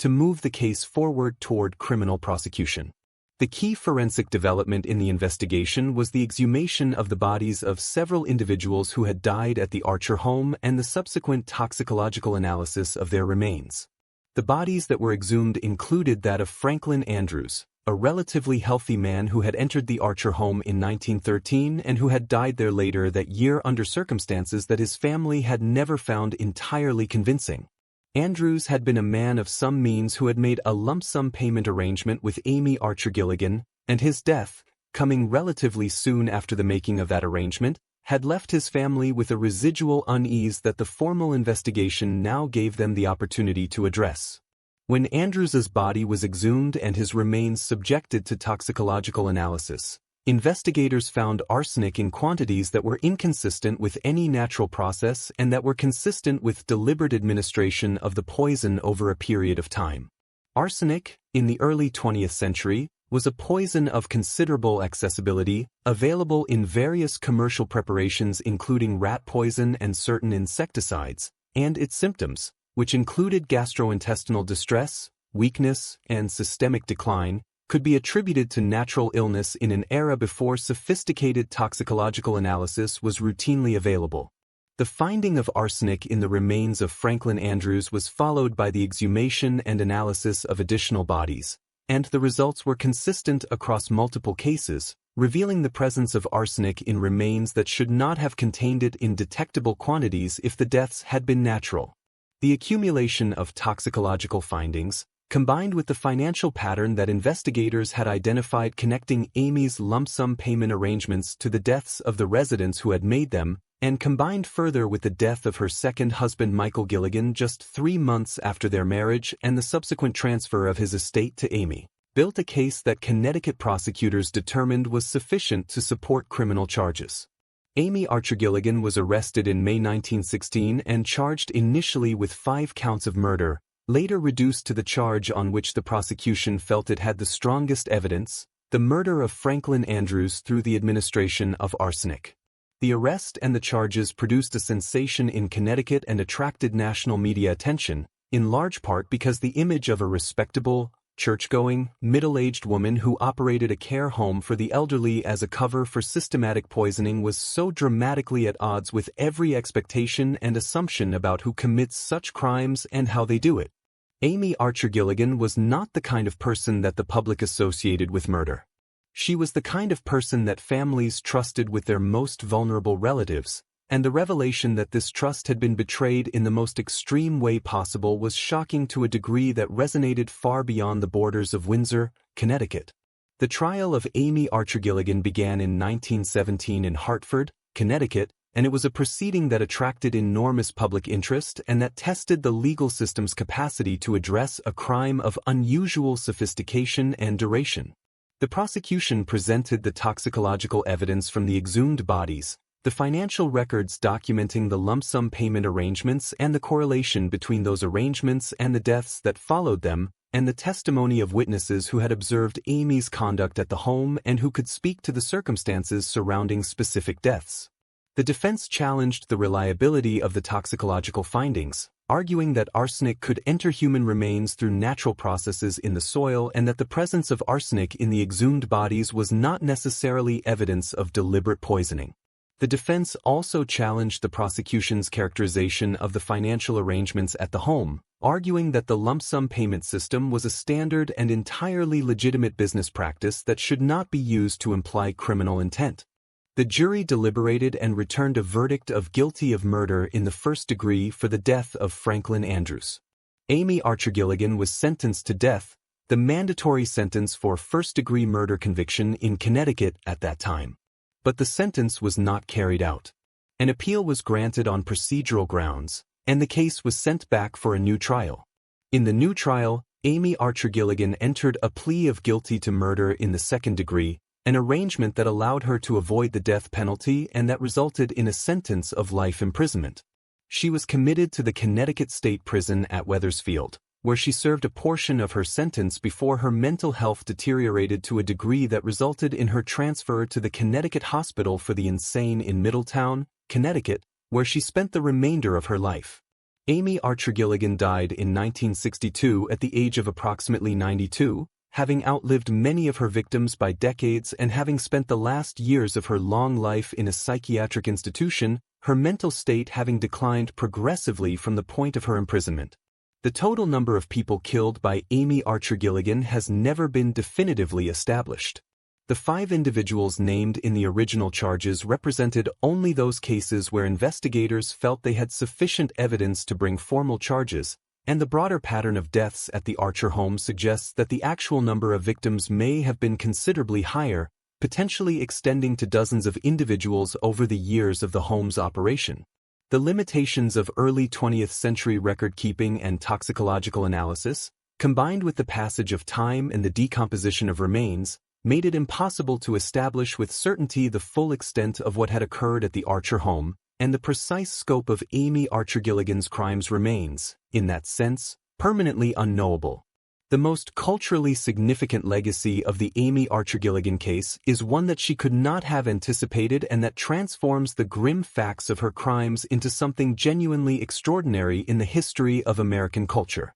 In 1939, a playwright named Joseph Kesselring wrote a dark comedy called Arsenic and Old Lace, in which two elderly sisters in Brooklyn routinely poison lonely old men who come to rent rooms in their home, disposing of the bodies in the basement with the cheerful assistance of their nephew who believes he is Teddy Roosevelt. The play was a sensation on Broadway, running for nearly 1,500 performances before being adapted by Frank Capra into a film starring Cary Grant that was released in 1944 and that has remained one of the most beloved comedies in American cinematic history. The connection between Kesselring's fictional Brewster sisters and the real Amy Archer-Gilligan has been noted by historians and true crime writers for decades, and while Kesselring never explicitly acknowledged the Archer-Gilligan case as his inspiration, the parallels between the fictional premise of cheerful elderly women poisoning their charges in a residential setting and the documented reality of Amy's crimes are sufficiently striking that the connection is widely accepted as more than coincidental. The irony of a case of multiple murder becoming the inspiration for one of the most frequently performed comedies in the history of American theater is one of the more unusual turns in the long and complicated relationship between true crime and popular culture, and it speaks to the human capacity to process even the most disturbing realities through the transformative power of art and narrative. The residents of the Archer home who died at Amy's hands were real people whose lives were ended for financial gain by a woman they trusted with their care, and their deaths deserve to be remembered in their full seriousness rather than absorbed entirely into the comic framework that the cultural legacy of the case has generated. But the existence of Arsenic and Old Lace as a piece of American cultural history also ensures that the story of what happened in Windsor, Connecticut, in the early years of the 20th century will never be entirely forgotten, even if the specific details of the real case are known to far fewer people than the fictional version that it inspired. The Archer home itself, the physical building in Windsor, Connecticut, where Amy Archer-Gilligan operated her care facility and committed her crimes, has had various uses in the decades since the criminal proceedings concluded, and the building stands as a physical connection to events that occurred more than a century ago. Windsor, Connecticut, is a community that has grappled over the years with its connection to a case that placed it at the center of national attention for all the wrong reasons, and the local memory of what occurred at the Archer home is one of those pieces of local history that a community carries with it, part of the fabric of a place's identity even when it is not the part that the community would necessarily choose to be remembered by. The residents who died at the Archer home, whose names appear in the records of the investigation and the court proceedings, were people who had reached the end of their working lives and who had sought, or whose families had sought on their behalf, a place where they could live out their remaining years with dignity and care. They placed their trust, or their families placed trust on their behalf, in a woman who presented herself as exactly the kind of person one would want looking after a vulnerable elderly relative, church-going, warm, attentive, and apparently motivated by genuine compassion for those in her care. That trust was betrayed in the most fundamental and irreversible way possible, and the fact that the betrayal went undetected for so many years speaks to the difficulty of identifying crimes that are designed to look like natural occurrences in settings where natural death is expected and routine. The investigation that eventually exposed what had been happening at the Archer home was the product of persistent journalism, careful forensic work, and the willingness of authorities to take seriously the possibility that the accumulation of deaths in a single facility was not simply the inevitable consequence of caring for the elderly but the signature of something deliberate, calculated, and deeply criminal. Amy Archer-Gilligan poisoned people for money. She did it with patience and consistency over a period of years, in a setting of apparent respectability and genuine community trust, exploiting the financial arrangements she had constructed with her victims to create a direct and calculable benefit from their deaths. She was not driven by passion or by the kind of acute psychological crisis that shaped some of the other cases examined in this series. She was driven by greed, by the cold calculation that the deaths of those in her care were worth more to her financially than their continued lives, And she acted on that calculation with a deliberateness and a sustained commitment that makes her crimes among the most premeditated and coldly rational in the history of American criminal justice. The fact that she lived to the age of 92, outliving her victims by decades, dying in a psychiatric institution after a long decline, rather than facing the consequences that the original verdict and sentence had prescribed, is one of those outcomes that the legal system periodically produces and that leaves those who examine it with a sense that justice, while technically served, was served in a form that bears only a passing resemblance to what justice is supposed to look like.